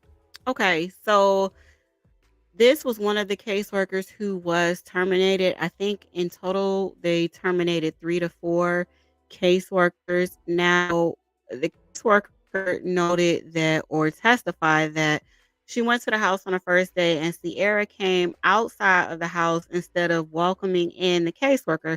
That should have been the red flag right there. Then you came back a couple of days later, which anybody with common sense would note that that gave Sierra time to prep Anaya as to what to say, how to behave, get her house cleaned up, possibly go purchase clothing and other materials for Sanaya's room. I keep saying Sanaya, that's my daughter's name. I'm sorry. For Anaya's room to make it look, like she was well taken care of. Go buy food or what have you, and props Anaya down and give her something to eat with the tablet. And then the gospel music was just a distraction. I don't understand what this caseworker didn't get. I don't understand it at all. I don't. If you have a report from several people, including the family as well as the daycare, with evidence, why wouldn't you take that more seriously? In my opinion, and I'm not a caseworker, I never have been a caseworker, but to me, I would have shown up with the police, period. And I would have documented that I felt it was strange that when I went to go visit, Anaya, I was forced to wait outside and given an excuse as to her not being at home. She was with the aunt. But the aunt claims that she told the state that she hadn't seen Anaya and that she felt Anaya was abused. So what aunt was Sierra claiming that Anaya was with? It just makes no sense to me. They just didn't care. And dog mom, you made a very valid point. Yes, the system is overworked, but you know what? When they get calls from multiple sources or collaterals, as they call them, then and it's about abuse and neglect, they need to take that more seriously. And that should be high priority. And you get there as quickly as possible and with the authorities. Period. There is no, oh, well, she's not here. And then you wait a couple of days later so she can get everything in order for you to assume that everything is okay. And then the fact that Anaya didn't want to talk to you. Now, there are a lot of kids, we teach our kids don't talk to strangers. And for the most part, we teach them, that authority, you respect authority, but authority is there to protect you and help you. So why would she be afraid of you unless her mother told her to be afraid, unless her mother put in her mind and in her ear how to behave and how to respond? And no, Anaya did not tell you no damn that her and her mother got along or whatever she was trying to say. I refuse to believe that. And lastly, you should have taken Anaya on her own to speak with her and not with her mother. It is proven that children will behave a different way towards each person that they encounter. And so if Anaya, even if she was afraid of you, don't you think that she would have been hesitant to talk to you or could have been she could have been fearful of how her mother would have responded based on what she told the social worker. So why wouldn't you take her to another part of the house? I don't give a damn how small the apartment is. Get her popcorn, get the tablet, take her in the hallway if you got to talk to her. And that's why you were fired. And that's why you probably will never be a caseworker again, because you were negligent and you just didn't give a damn. Let's move on. And Please state your full name, spell your last name for the court reporter. Lorianne Del Signor, DelSignore. And Ms. Del Senor, who are you here? Who are you employed? Cuyahoga County Division of Children and Family Services. And what division are you employed by? Children and Family Services. What division or what unit? I'm in the Medical and Special Investigation Unit. Can you tell the ladies and gentlemen of the jury what unit that is and what it does for our community? Our unit investigates out-of-home care referrals of abuse and neglect, so concerns in home care things as foster homes, schools, daycares, child residential centers. We investigate medical neglect and child fatalities. All right. And investigating child fatalities, what are your duties and responsibilities with regards to child fatalities? We investigate the concerns. If there's other children in their home, we are ensuring their safety. We gather information about the surrounding the death. We speak with the medical examiner's office, police, anybody else that's been involved in the family, obviously. And Ms. Del Senor, were you employed by the Department of Children and Family Services back on March 11th and 12th of 2018? Yes, I believe I was assigned March 12th. And being assigned, were you assigned to investigate and look into the death of Aniya daycare? Yes. And can you tell the ladies and gentlemen of the jury how you became involved and what your initial duties and responsibilities are? The agency received a report due to the Aniya passing away. So it was assigned as an emergency priority 1, which means I have 1 hour to respond. In this case, there were no other children, so we didn't need to ensure the safety of another child, but I was communicating with the police that were involved, the detectives, the medical examiners, reaching out to family members to gather information. And typically with a case like this, we involve Frontline Services, which is a community service that deals with grief and traumatic loss. So we contacted them. All right. And what is your purpose in contacting the family members and these services that our community provides? To gather information related to the concerns for the child. And Frontline, like I said, they offer grief support and resources to families that have dealt with a traumatic loss. All right. And are those services provided by your agency or by these other agencies? No, we would make a referral to that agency. And are those given to each and every family that suffers a loss of a child?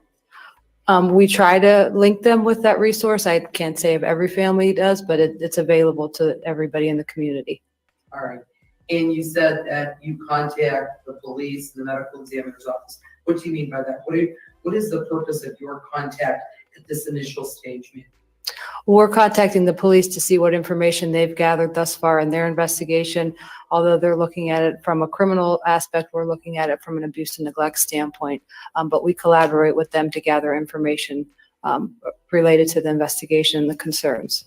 And do you review the name of the child to see if there have been any prior or past referrals in this case? Yes, as part of our investigation, we would look to see what kind of history the family has had with our agency and what that entailed.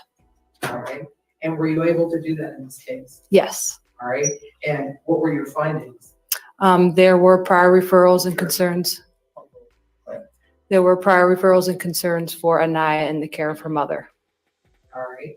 And during your review of that, then do you contact the medical examiner? We typically contact them by phone to gather information with the medical examiner, yes. All right. And is the cause and manner of death important to you in your investigation? Yes. All right. And did you contact the father in this case? I did contact him, however, I didn't have any successful contact. I left voicemails and sent a letter. All right. And you indicated you called the police. Yes. With the police department, or did you just call them? And It depends. In this case, I just spoke with the detective assigned via phone. right. And what about the mother? Did you try to contact the mother? When the case was first received, mother had been arrested, so I wasn't able to meet with her right away, but we have a liaison at the jail that we work with, and I was able to set up an interview with her to come speak with her at jail. And I did meet with her. All right. And all of this process is for your department to determine what happened to the child. Yes. And Ms. Del Senor, do you also contact collaterals? Yes. So the medical personnel have been involved, family members, relatives, friends have had information might be pertinent to the investigation. All right. And you also collect medical records or things of that sort? Yes, we request medical records, we request police records, school records, things of that nature. Did you meet with Aniya's family members, her aunts, uncles? I spoke with a few of the relatives, the aunt and uncle, and the grandparents on the maternal side. I didn't get in touch with anybody on the paternal side. All right. And were they able to provide you answers to the questions you asked? Yes. And then once you obtain all that information, what do you do? So once we complete our investigation, we typically have 45 days to do our investigations. At the end of an investigation, we make a finding as to whether or not there was enough evidence to say if the child was abused or neglected. We have different dispositions we could make. There's a disposition of unsubstantiated. That would, during the investigation, if we didn't collect enough evidence to say the child was abused or neglected according to the law, we can make a finding of indicated. If there's circumstantial evidence or isolated indicators of abuse or neglect, and the other finding we can make is substantiated if we feel that during our investigation there's enough evidence based on the law to say that the child was abused or neglected. And those are not legal determinations, are they? No. Those are your interdepartmental determinations Correct. that you make for children and family services based on a criteria that you have followed. Yes. Do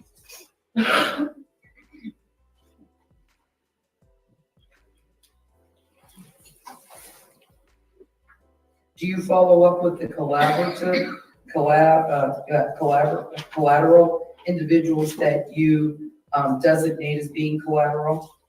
Yes. Did you do that in this case? Yes. Did you contact any of the daycares? I did not. There was other investigations going on with the daycare at the time. Okay. And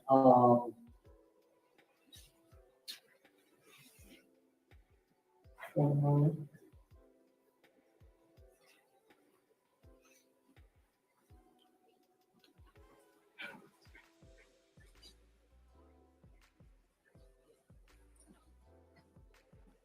Nothing further. Thank you very much, Ms. Dusty. Mr. Thompson, No questions for this witness, Judge? no questions, sir. You may step down. Thank you. Please state your name and spell your last name for the record. Good afternoon, Jennifer Krocazk, Krocz.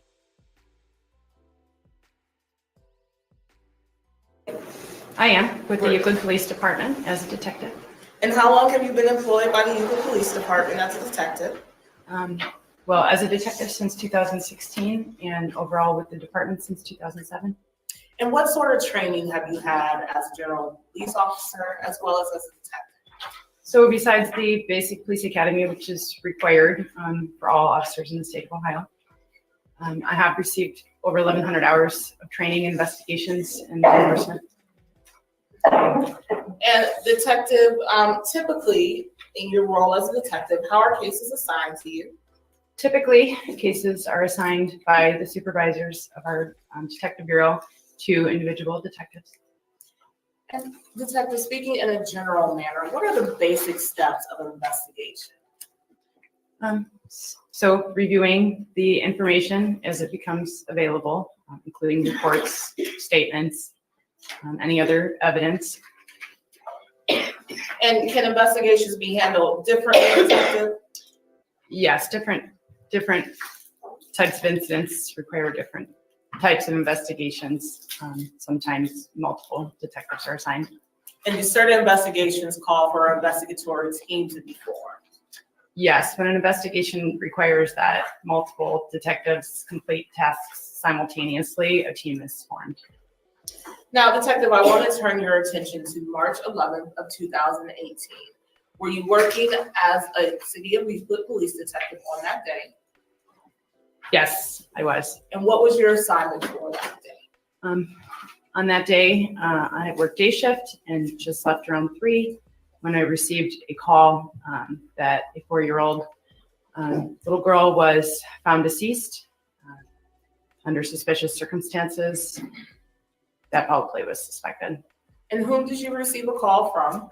I received telephone calls from the officers who responded to the scene, Aoki and Blakemore, I believe. And after receiving this call, what did you do next? So I responded back to the Euclid Police Station, to the Detective Bureau.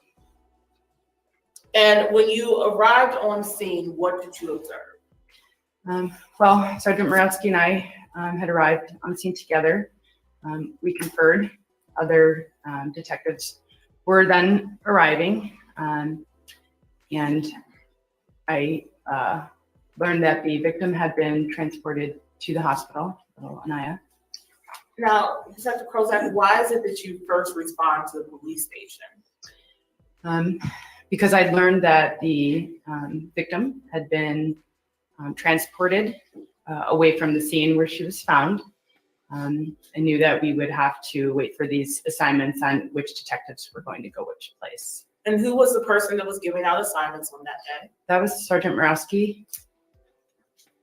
You indicated that the victim was at the hospital, correct? Yes, and I had been transported by our fire department to Euclid Hospital. So at this point in time, you learned her name, correct? Yes, I had. And what is the name?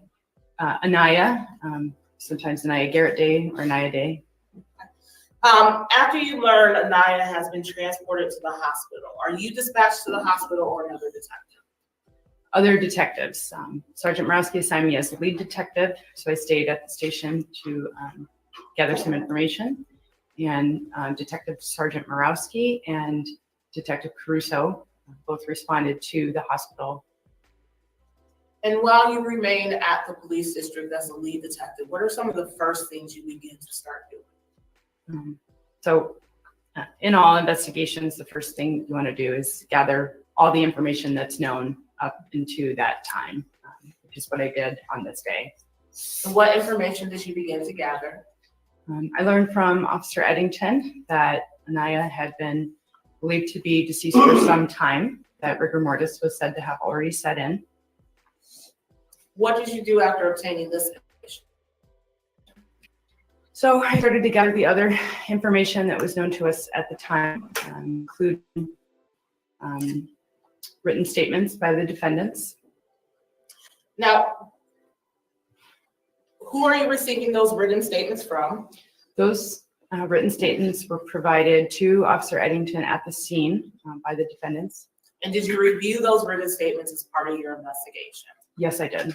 You indicated that Sergeant Morawski and Officer Harold had went to the hospital. During the course of your investigation, did you remain in contact with them? I did. Did you receive updates from them? Yes, I was receiving updates while they were at the hospital, and then when they came back to the station, I did review the photos that were taken by both the detectives and Officer Harold. And Detective Krocazk, why are you reviewing the photos that were taken at the hospital? So as the lead detective, it's important for me to understand and observe all the information relevant to the investigation. After reviewing the photos of Aniya that were taken at the hospital, what observations, if any, did you have? So the photos showed that Aniya was extremely emaciated, appearing skeletal. She had obvious signs of trauma and abuse, including the deep dark bruise over her, or on her entire eye. That eye's swollen shut. There's a laceration therein. She had what appeared to be burns on her lower leg. There were other bruises on her body, and I also noticed that she had a missing tooth. After reviewing the photos of Aniya, what did you do next, Detective?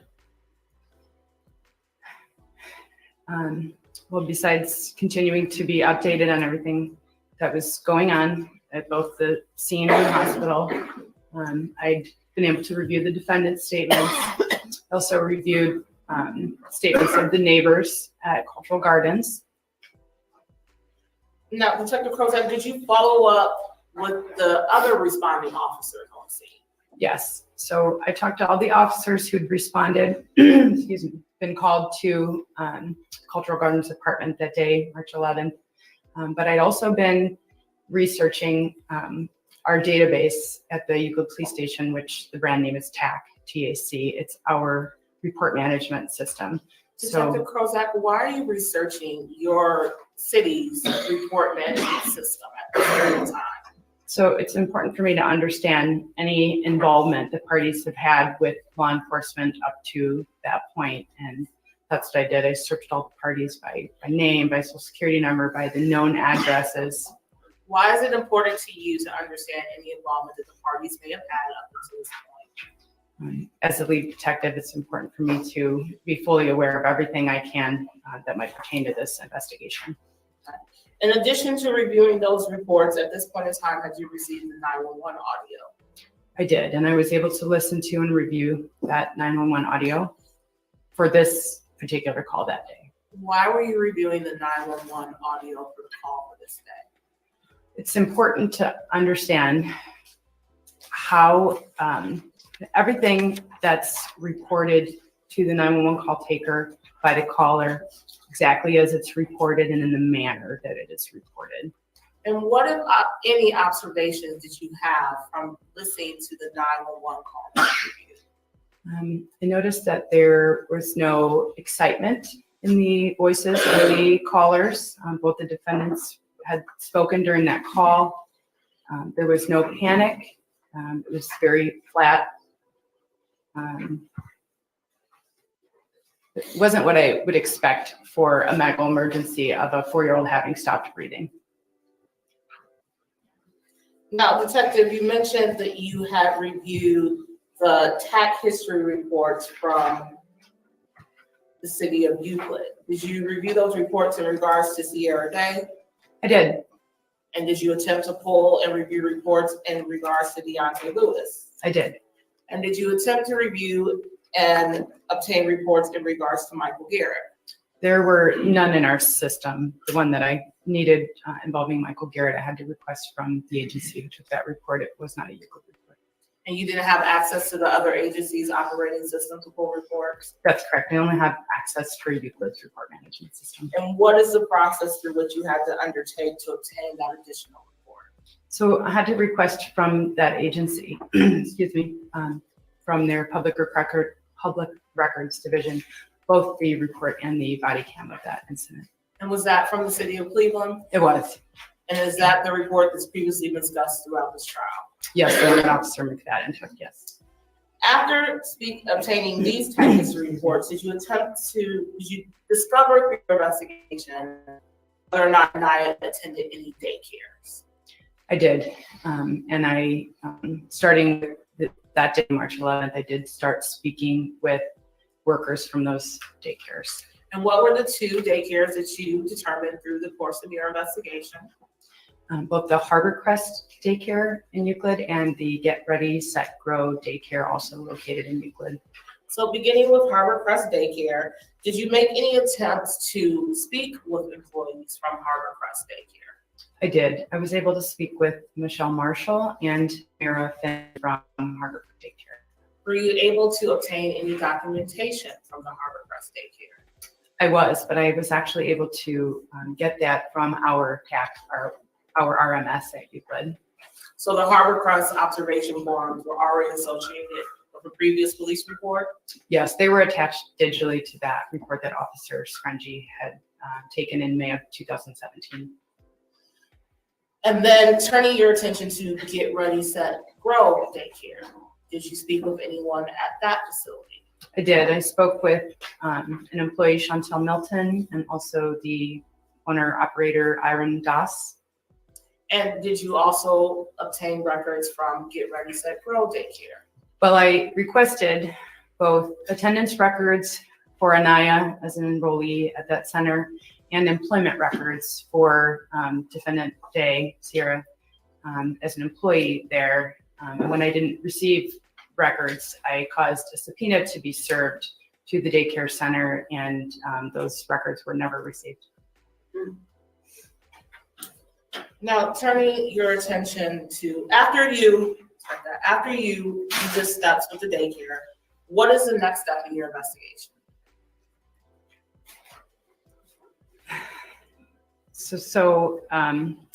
I met with, I attempted to make a notification in person to Aniya's father about the death, but was unable to reach him. So notifications were made to both families, the Day family and the Garrett family, in the days just after March 11th.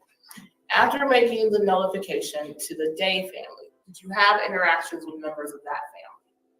Besides Erica Johnson, the other members of the Day family actively averted my attempts to contact or interview them.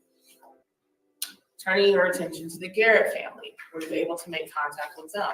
Yes, immediately, and cooperation was gained from the beginning with the Garrett family. Who from the Garrett family did you speak with?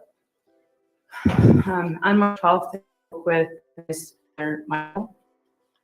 His great aunt Patricia was there that day, his fiance, Mai Kaban, and later on spoke with Aniya's paternal grandma when she was able to arrive here from Indiana. In your interactions with the Garrett family, specifically Mr. Michael Garrett, was there evidence you obtained from him? Yes, in our first meeting, he provided me with photos of Aniya. One was, excuse me, dated September 26, 2017. That was the last date he'd seen Aniya alive. He also provided me with photos from September. They were taken August 31st, but they were shown here in court. They were injuries that were provided with the report, the referral to Cleveland, to Children and Family Services, and the Cleveland police report that happened on September 1st. There were other photos of other injuries to Aniya. There was a photo of an injury to her back and upper buttocks, a bruise. There was also a photo of an injury to her tooth, where the gum was affected on the upper tooth.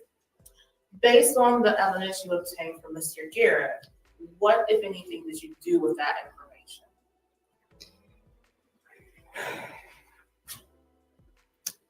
information? I did request medical and dental records for Aniya. And why were you requesting those at that point in time? Well, as being the lead detective in the investigation, I wanted to understand everything, all relevant information that could be pertinent to my investigation, and to come to an understanding of the history of the child's welfare. And in fact, were you able to obtain dental records and medical records from Metro Health Hospital in regards to Aniya? Yes. And would you recognize those if you saw them again? I would. May I approach, please, Your Honor?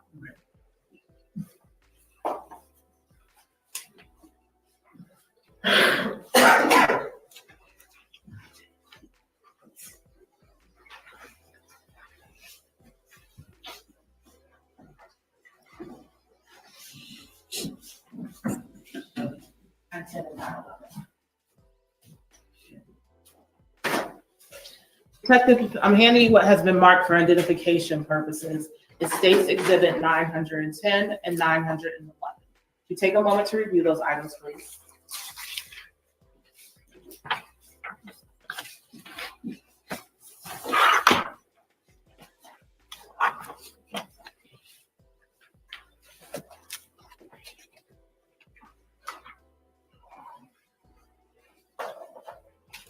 Okay. And Detective, do you recognize states Exhibit 900 and 911? I do. And what are those, Detective? These were the records provided that I'd requested. 910 is the dental record, and 911 is the medical record from the Metro Health Medical Center.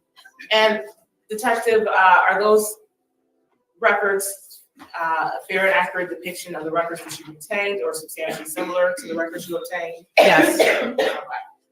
Turning your attention to the dental record, states Exhibit 910. What, if any, information did you obtain about Aniya from the dental records?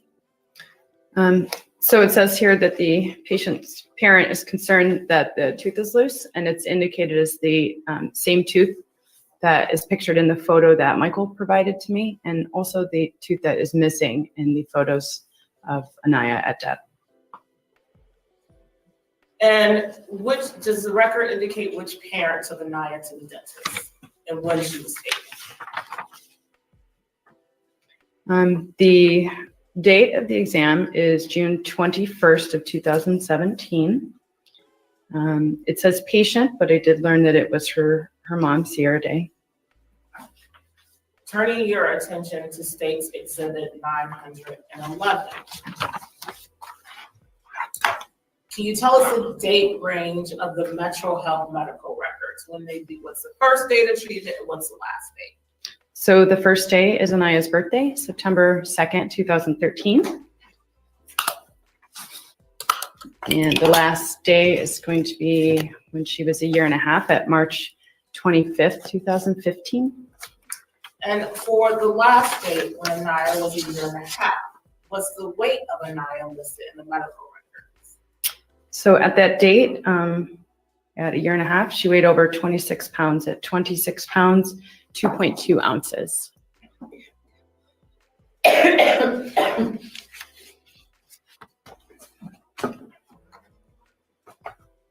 Detective, during the course of your investigation, were you able to determine the last date prior to the night of Aniya's murder, where she was seen, prior to Aniya's death, when she was seen by a medical health professional? I was. And what date was that? July of 2017. Now, Detective, as part of your investigation, did you obtain and review Department of Children and Family Services records? I was able to provide all the relevant children and family services investigations for Aniya. And which investigations were you able to review?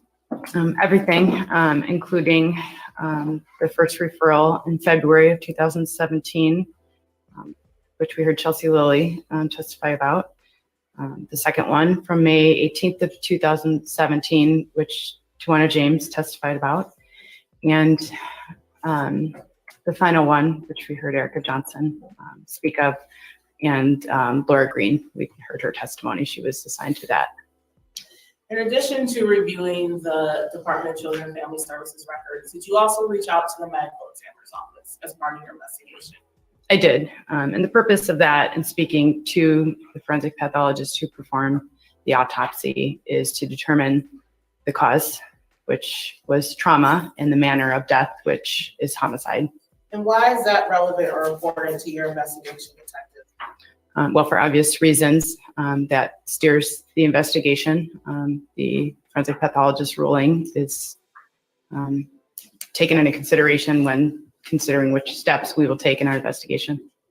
Now, Detective Krocazk, at this point, after speaking with multiple witnesses, after reviewing the Department of Children and Family Service records, after your investigation up until this point, are you able to determine who had care, custody, and control of Aniya at the time of her death? So reviewing those records from CFS, where Laura Green was the last worker to have documented seeing Aniya alive in December 2017. And the other things that you just mentioned that I had learned about.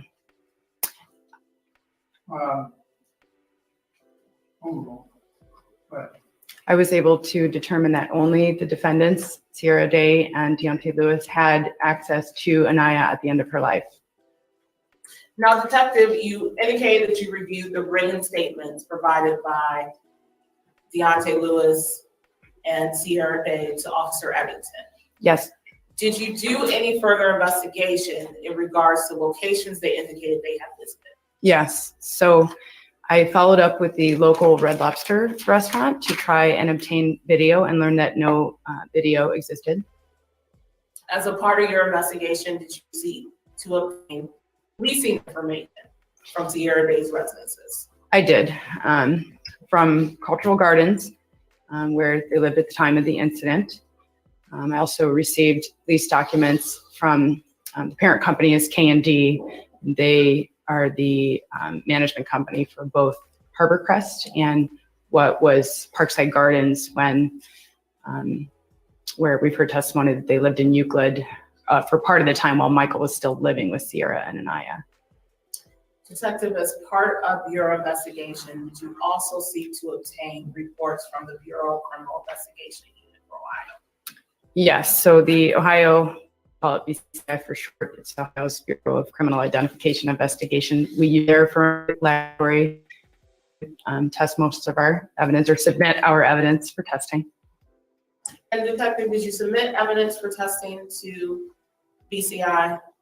Yes, on about March 15th of 2018, I conferred with Dr. Maddox, who is employed with the state lab, BCI, and we reviewed the investigation up to that point, my report up to that point.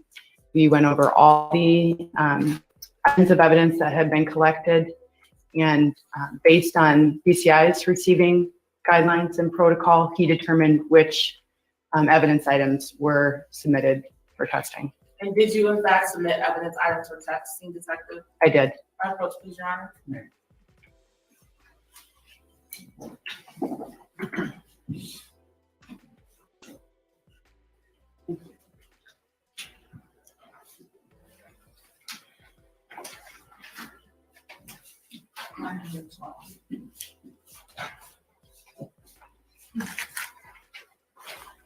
Detective, I'm handing you what's been marked for identification purposes as State's Exhibit 912. Can you take a moment to review that item, please?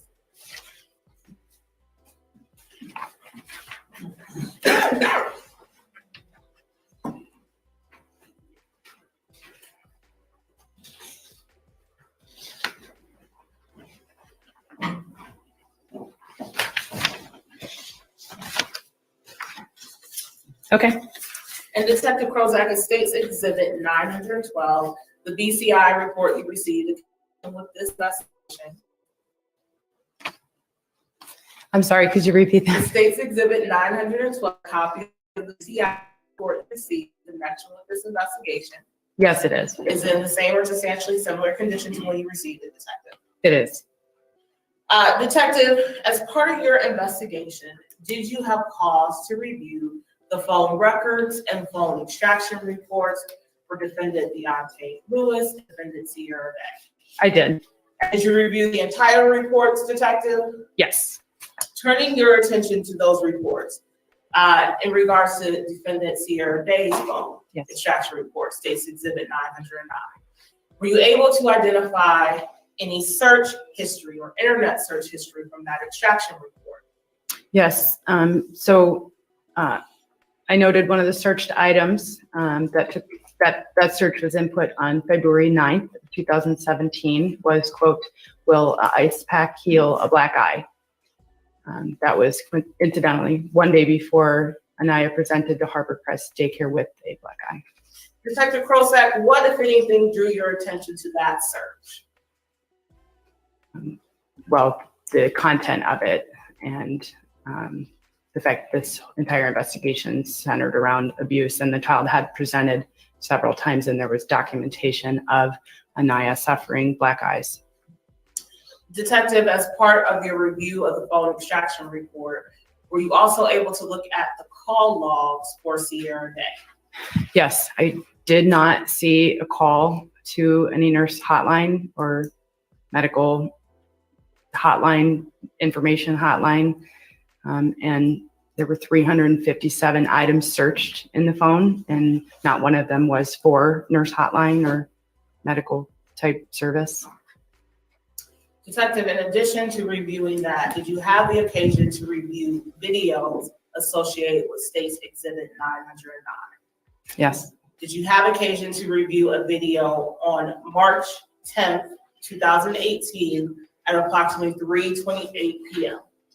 Yes. Can you inform us of who was included in that video that you reviewed from defendant Sierra Day's phone? Oh, go ahead. The video was of the defendants, Sierra Day and Deontay Lewis, engaging in sexual activity. And Detective, as part of your investigation, did you review all the crime scene photos? I did. Based on reviewing the crime scene photos and reviewing the State's Exhibit 909 extraction report video, were you able to determine the location where this video was? Yes. And how were you able to determine that? So the photos from the search warrant, which I'd thoroughly reviewed, showed, you've seen them in court, the sofa, the blue pillow with the white pattern, the air conditioning, the window blinds, those were all depicted in the video the same way they were memorialized in those photos taken during the search warrant of the defendant's apartment. My approach, please, Your Honor.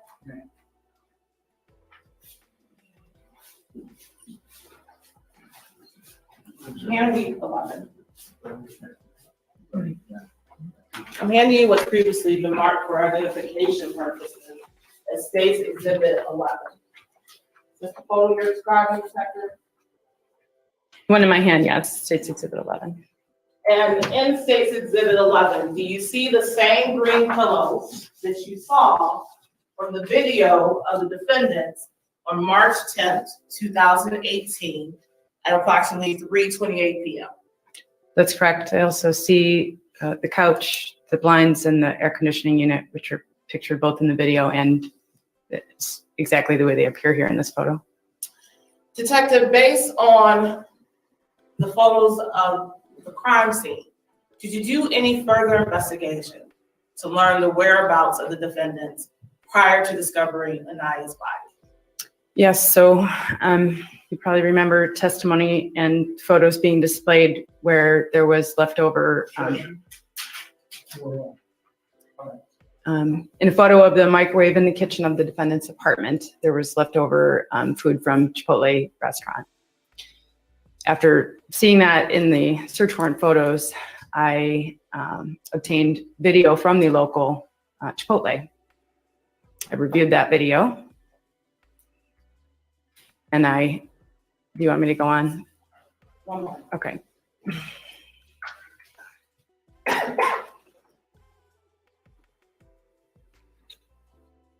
Detective, if you were to see that video again, would you recognize it? Yes, ma'am. My approach this one? Right.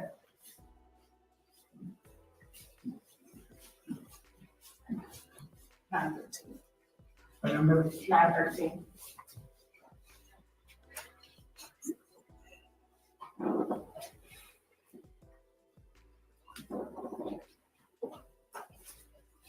Detective, I am playing for you State's Exhibit 900.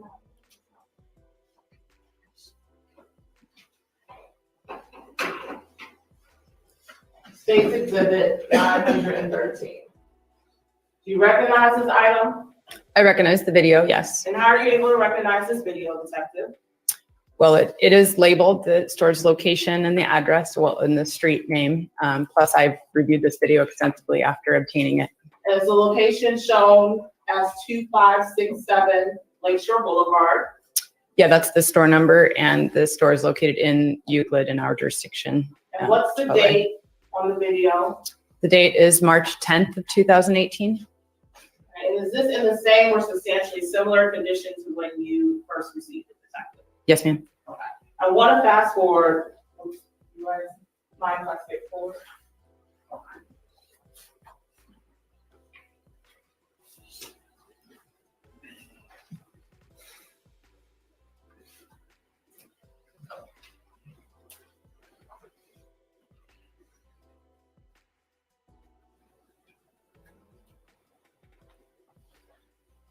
Detective, drawing your attention to the video at 18:34 hours, would that be 6:34 p.m.? Yes, ma'am. And Detective, at this point in time, are we able to see the defendants in the line for Chipotle? Yes, ma'am. And if, Your Honor, with the court's permission, could you step on? Keep your voice up. Yes, ma'am. Yes, sir. And Detective, yeah, just don't touch these very sensitive. Can you point out on the screen where you see the defendants, Detective? Okay, so right now in the video, the defendants are at the end of the line after having come on the windows here. But I recognize them immediately because they are wearing the same clothes that they were arrested in the next day. And Sierra has on pink boots, which we have documentation of her having worn. Now, Detective, in this State's exhibit, do you see Aniya anywhere? No. Do you see any children with the defendants in this video? Objection. Overruled. No, there are no children with the defendants.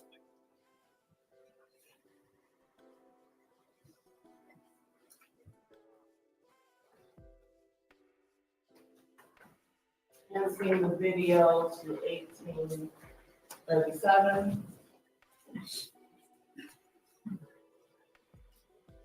Well, we'll play from 1836-29.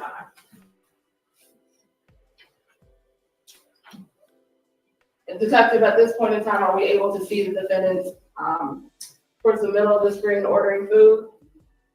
Yes, they are ordering their, it looks like their food bowls are being made right there.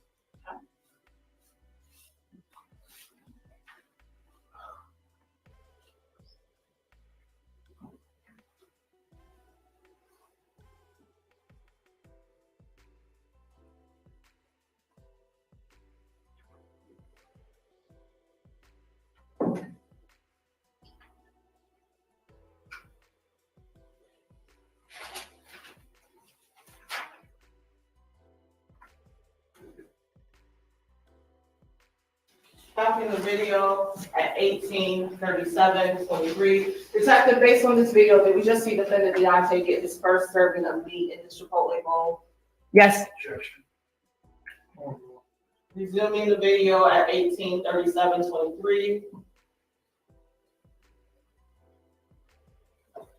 Stopping at 18:37:30. Did you just see the defendant get a double order of meat in this video for his Chipotle bowl, detective? Yeah, it does appear that way, yes.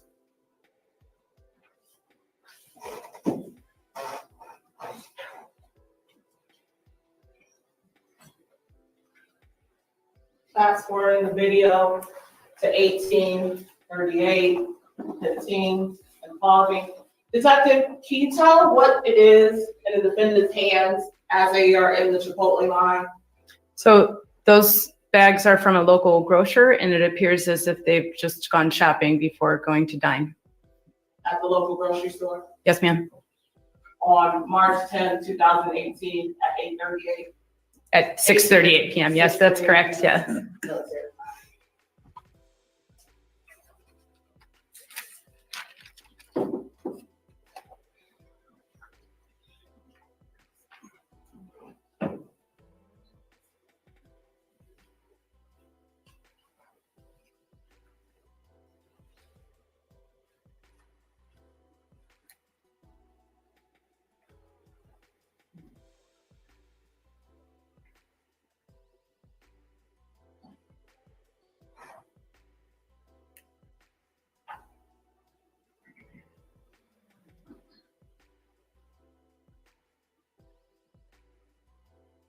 Pausing the video at 18:39:18. Detective, who do we see in the video paying for the defendant's Chipotle on March 10, 2018 at 6:39 p.m.? So the defendant, Deontay Lewis, just handed a orange plastic-looking credit card to the cashier for payment.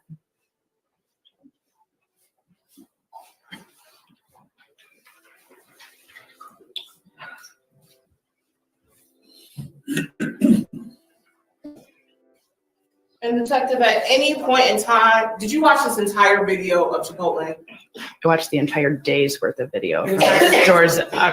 Yeah, their hours of operation that day. I watched the entire video. Yes. And this is just the excerpt of that day that we are playing. Yes, it's recorded in increments. This is the increment that includes the time that they were at the restaurant. For the increment of the recording, for the time defendant Deontay Lewis and Sierra Day were at the restaurant buying their Chipotle, do you ever see Aniya in this video? No, she's not there. Thank you. One moment, please, Your Honor. Right.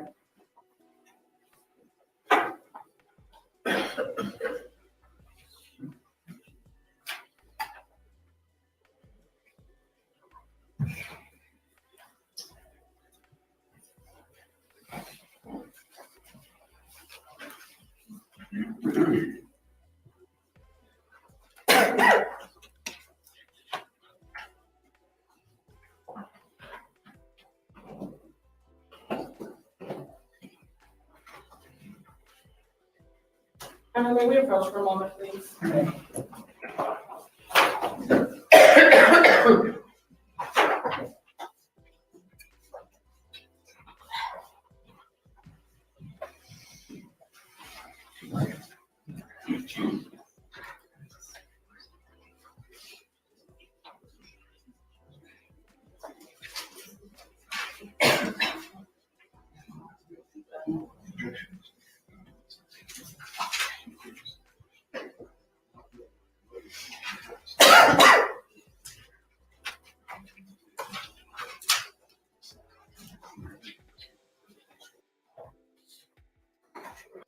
Is it as the Nothing further at this time. Thank you, Your Honor.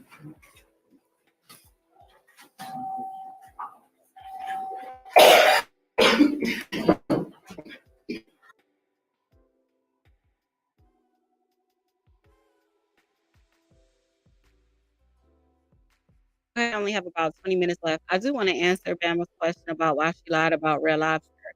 So I think that the reason that she lied about it was because she wanted it to seem like Aniya had some type of food poisoning as a result of her eating at Red Lobster. If you remember during their interrogation, Sierra said that they had never gone to Red Lobster. So I think that she was trying to say that because Anaya had tried some food that she hadn't eaten before, she developed some type of allergies to the food or food poisoning.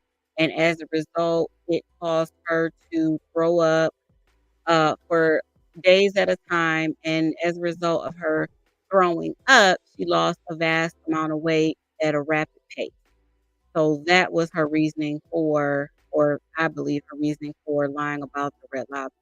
Little did she know they were going to check to make sure, um, to check the validity of her story. She didn't realize that they were going to do that. She just needed an alibi. So her and Deontay both came with the narrative that they went to Red Lobster. Anaya ate a lot of food, and then shortly thereafter, she became sick, and they laid her down. And this was on Thursday. They said on Friday she was still throwing up, not really wanting to eat. She made her breakfast sausages, and she said Anaya ate it very slowly. And then she claims that by the time Saturday hit, Anaya was very, very sick, throwing up, not being able to keep anything down. She gave her soup, Tylenol, and ginger ale. She called the nurse's hotline, all of that. So it was just basically, you know, she thought that she outsmarted the police by saying that her daughter was sick from the food, and she threw up and lost a bunch of weight. So, I don't know. All right, this is the last 20 minutes. I think this is just cross from the defense, and then that'll be it. I'm gonna let y'all go.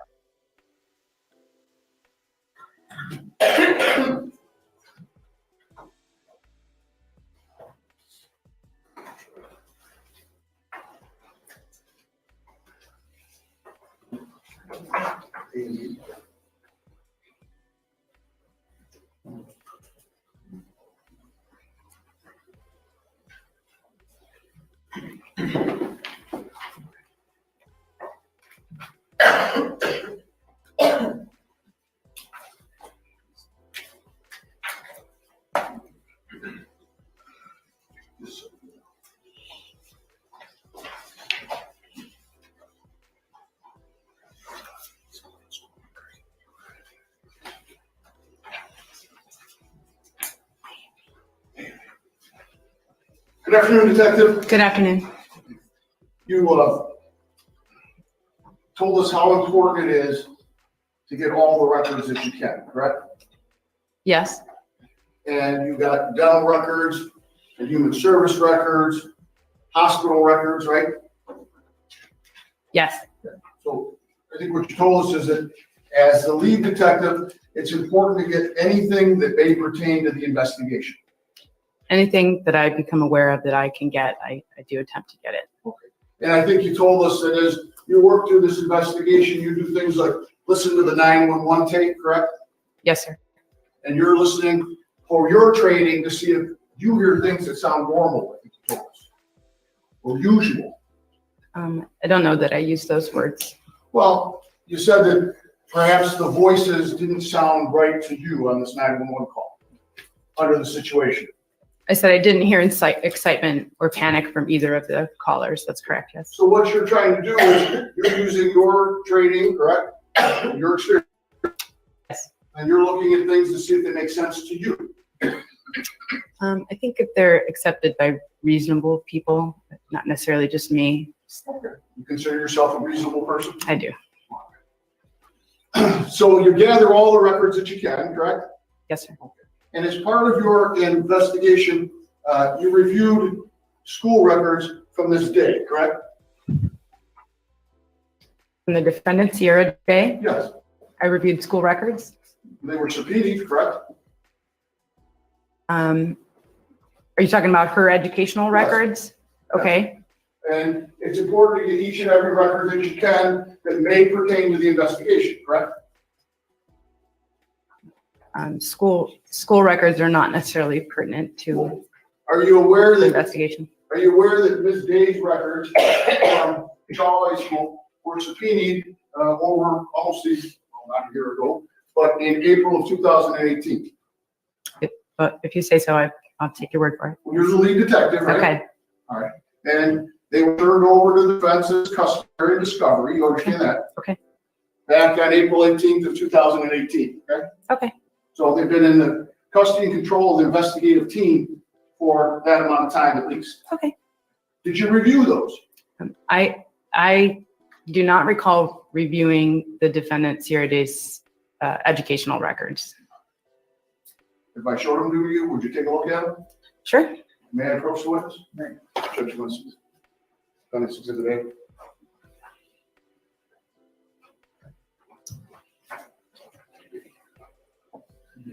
Yes.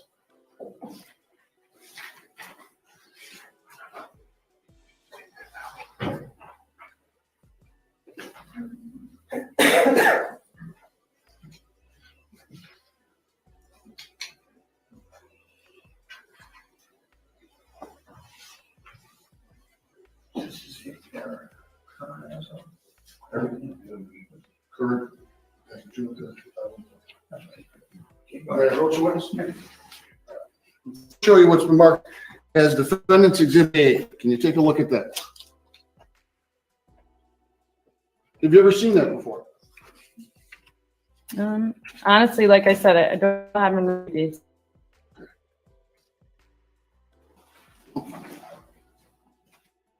Mind if we show over here? This indicates that this is a report from June the 3rd, 2013. Yes. Okay, and it has to do with Sierra Day. Would you agree with that? Child's name? Yes. Okay. Would have been a senior in high school at this time? If you want me to answer that, I'll have to look at it. Okay, take your time.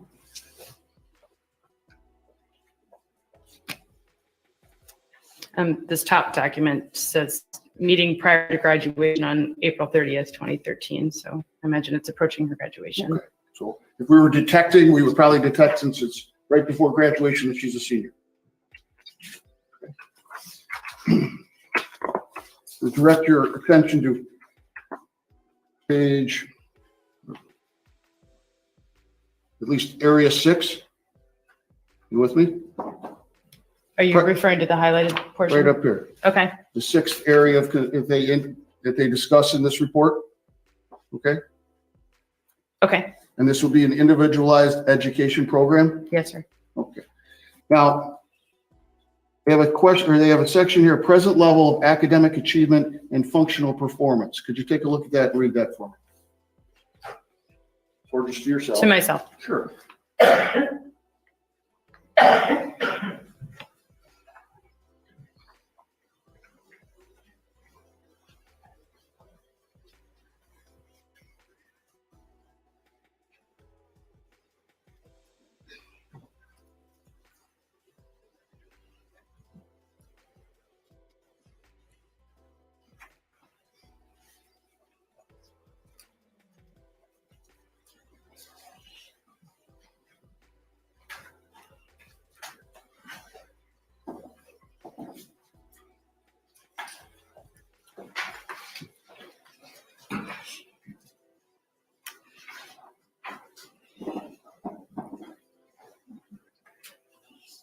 Okay. Does it indicate at what grade level, while Sierra Day was a senior in high school, that she was functioning at? Just in reference to her reading fluency, not her full functioning, but that her reading test performance was an average 3rd to 4th grader. Okay.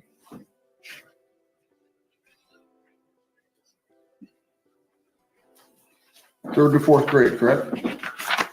Showing you what has been marked as defendant's Exhibit B. Can you take a look at that?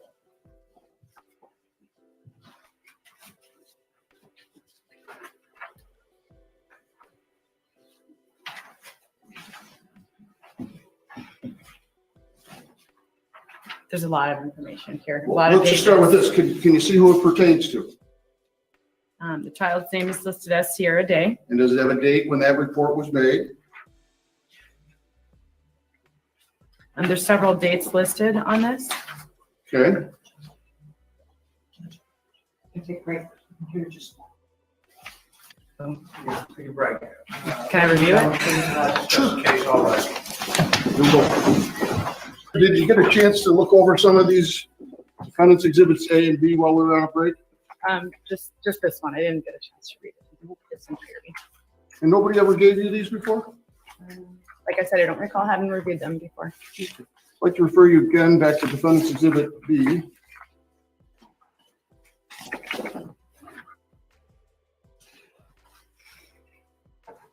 We talked about Sierra's writing being or reading rather being at a 3rd grade level, correct?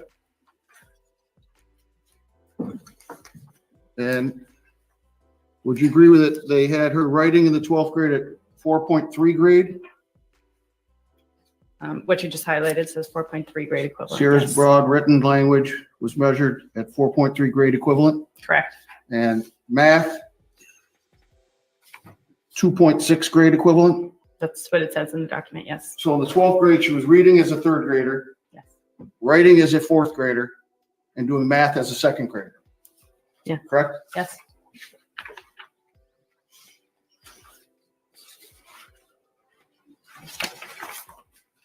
Sticking with Defendant's Exhibit B,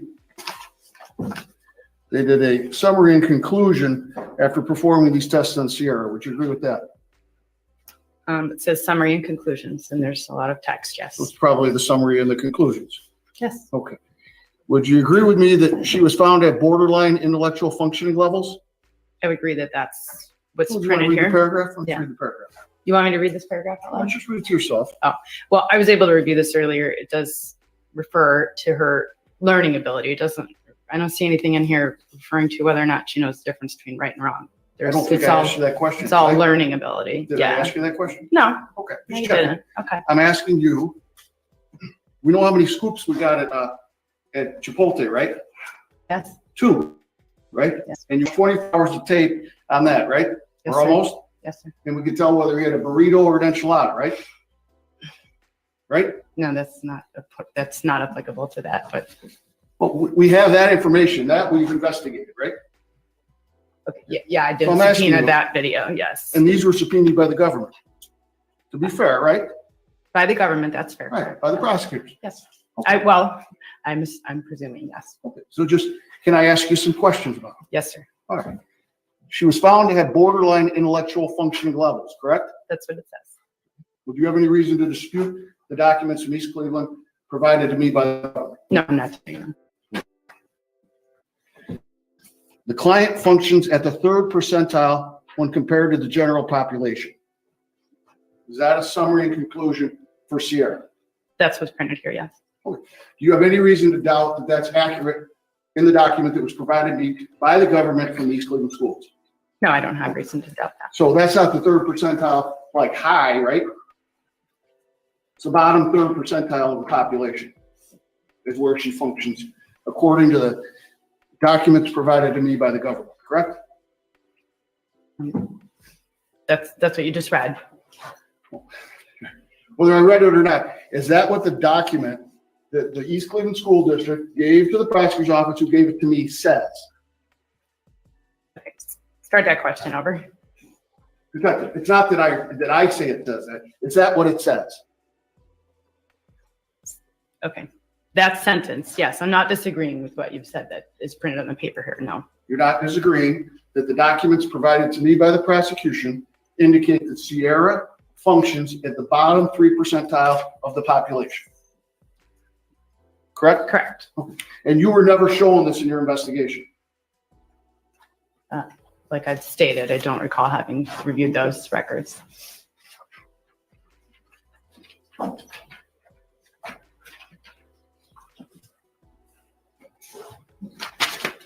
Showing you again Defendant's Exhibit A, the other document provided to me by the government, right? Based on informal interviews with parents, students, Sierra can successfully complete most tasks related to home living and recreation without any assistance, correct? That's what it says, yes. She will require assistance with knowing about jobs, reading, personal finance, correct? And Yes. everyday problem solving, correct? Correct. That is, it's not learning ability there, correct?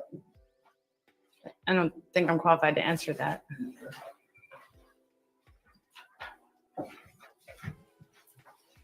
Everyone ready to check?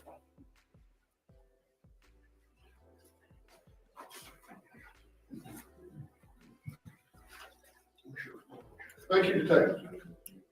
Ms. Long, do you have any follow-up questions? Thank you.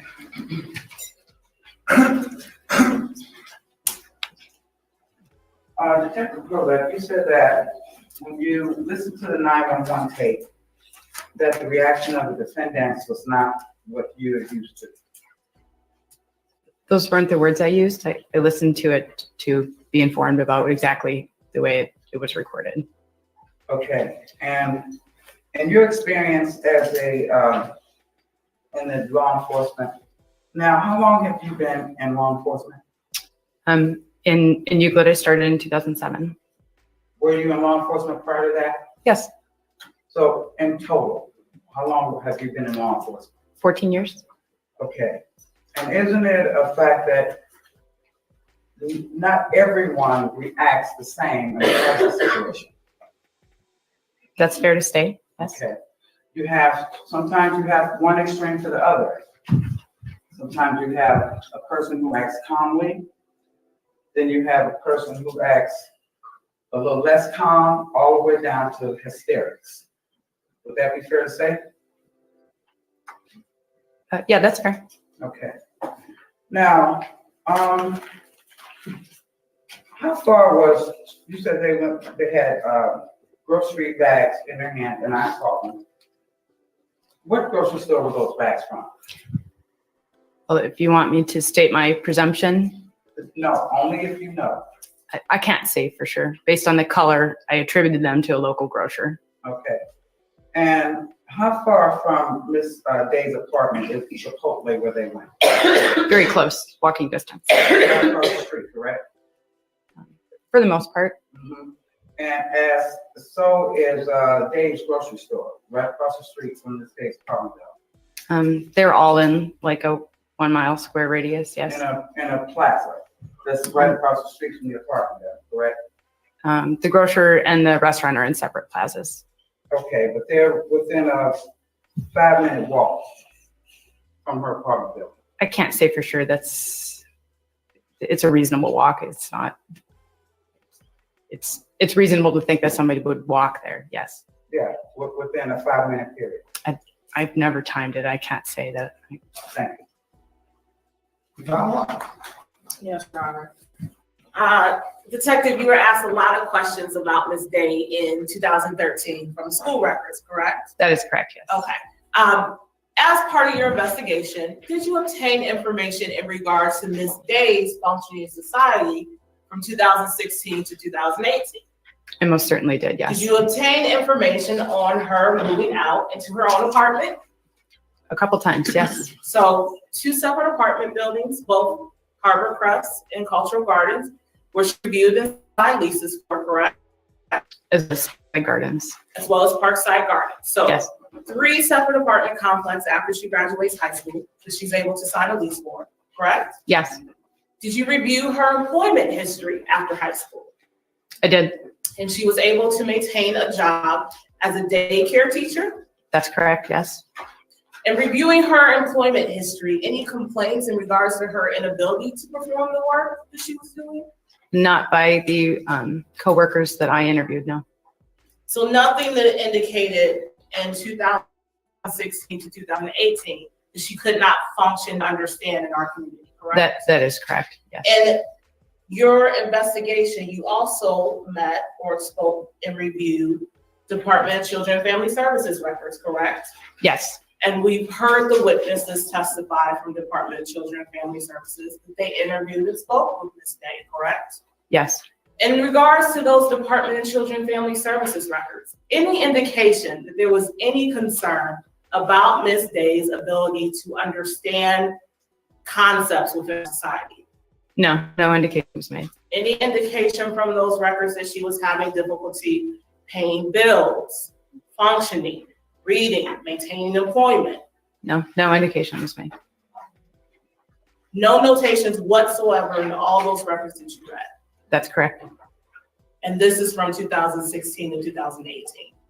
Yes. So from your investigation, other than the abuse that was observed to Aniya, was there any indication that Ms. Day was not able to function in the community in a reasonable manner? No indication. I'm on the computer on. Nothing further. So the records you got from 2016 to 2018 are from Human Services regarding Sierra, correct? Are you referring to the Cuyahoga County Division of Children and Family Services? Just so I'm clear that that's what you mean by human services. Yes, Right. yes. Okay, so you got those and you found that she could function well in society from those? Is that what you're telling Ms. Jordan? Well, besides those and the other evidence presented, I also reviewed medical records from the time Aniya was born that was relevant to me from Aniya's birth through her death. And let's see, she signed 3 leases, right? Yes, So that is evidence to you that she could function adequately in society because she could sign a lease? in that, as it applies to obtaining the lease, yes. Okay, so she obtained a lease and 3 times she signed a lease, right? Yes, I've said that, yes. Okay. And you checked with her coworkers, right? Yes, I think you told us on direct originally that you tried to get her employment records, but they wouldn't give them to you. right, but I did speak with her employer, Mr. Iron Doss. Let's talk about the records. You said that you were looking at employment records, right? Did you ever receive any employment records for Sierra from anywhere? I had asked for the attendance records for employment. What I received is her application packet to Get Ready, Set, Grow. Of any job that she ever held, did you ever receive employment performance records? Not formally, no. You interviewed some people, right? Yes, sir. What was her job at Ready, Set, Go? She was a daycare teacher. And what is a daycare teacher? Well, I think we've heard testimony that those workers are supervising young children who are unable to supervise themselves. She's a babysitter, right? No, that's not what I said. Well, she reads, writes, and performs math between 2nd and 4th grade, right? According to the records given me by the government, right? The daycare requires that they have educational training, which the records that I received indicate that she had those trainings that are required by the state of Ohio. So that the child abuse training, the first aid training, and I can't cite specifically what else from memory. You've reviewed those? Those training records? The records provided by Get Ready, Set, Grow. Okay. But she reads, writes, and performs math at a 2nd to 4th grade level, yet you're indicating she was a teacher? Yes, of preschoolers. Okay. And she functions in the bottom 3 percentile of the population, correct? According to the records given to me by the government that were never shown to you. Okay. Is that fair? Okay. Yes, But we're going to say that that person is a teacher who's functioning well in society, correct? that's how she was employed. Yes. Okay. Thank you, Ted. Any, Ms. Longino, Nothing now. you stepped down. Thank you, sir.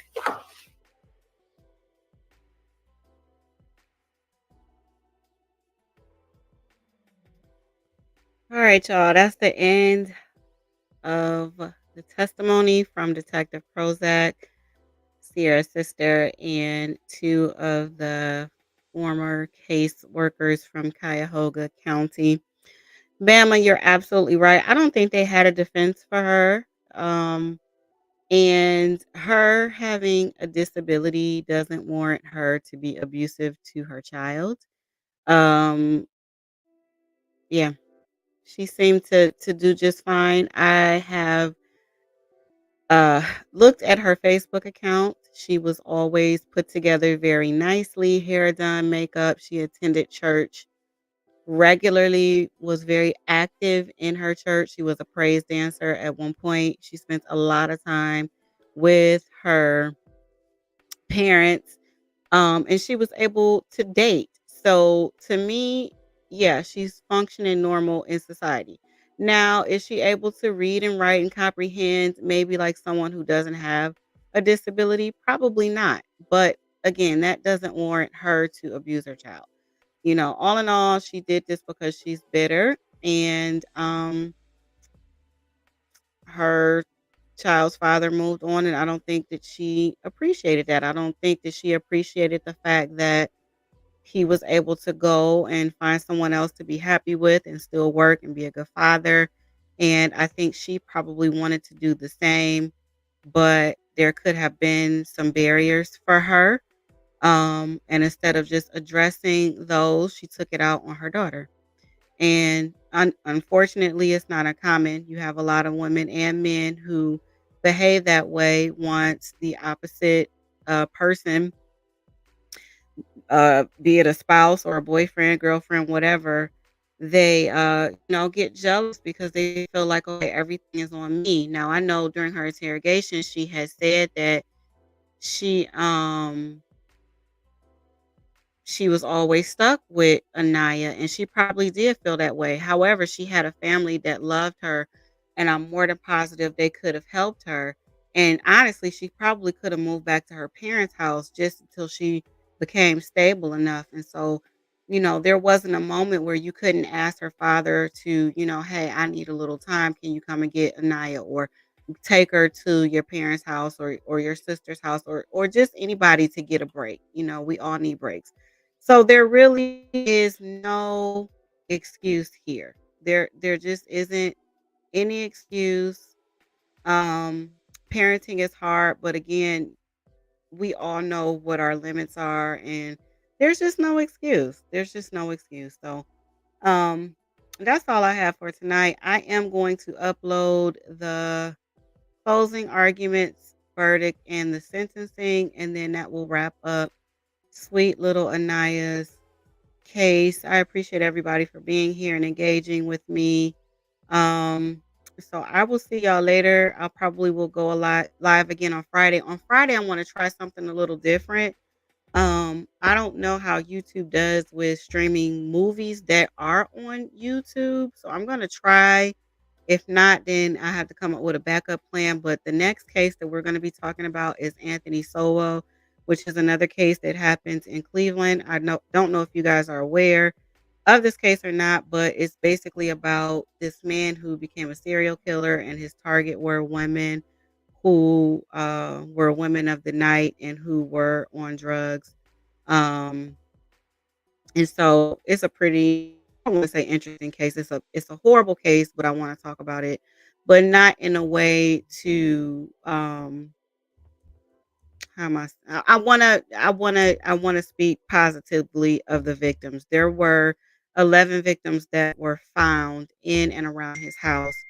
And so yeah, we'll be talking about that Friday. So hopefully I'll be able to stream. They did a documentary about it that's a little over an hour.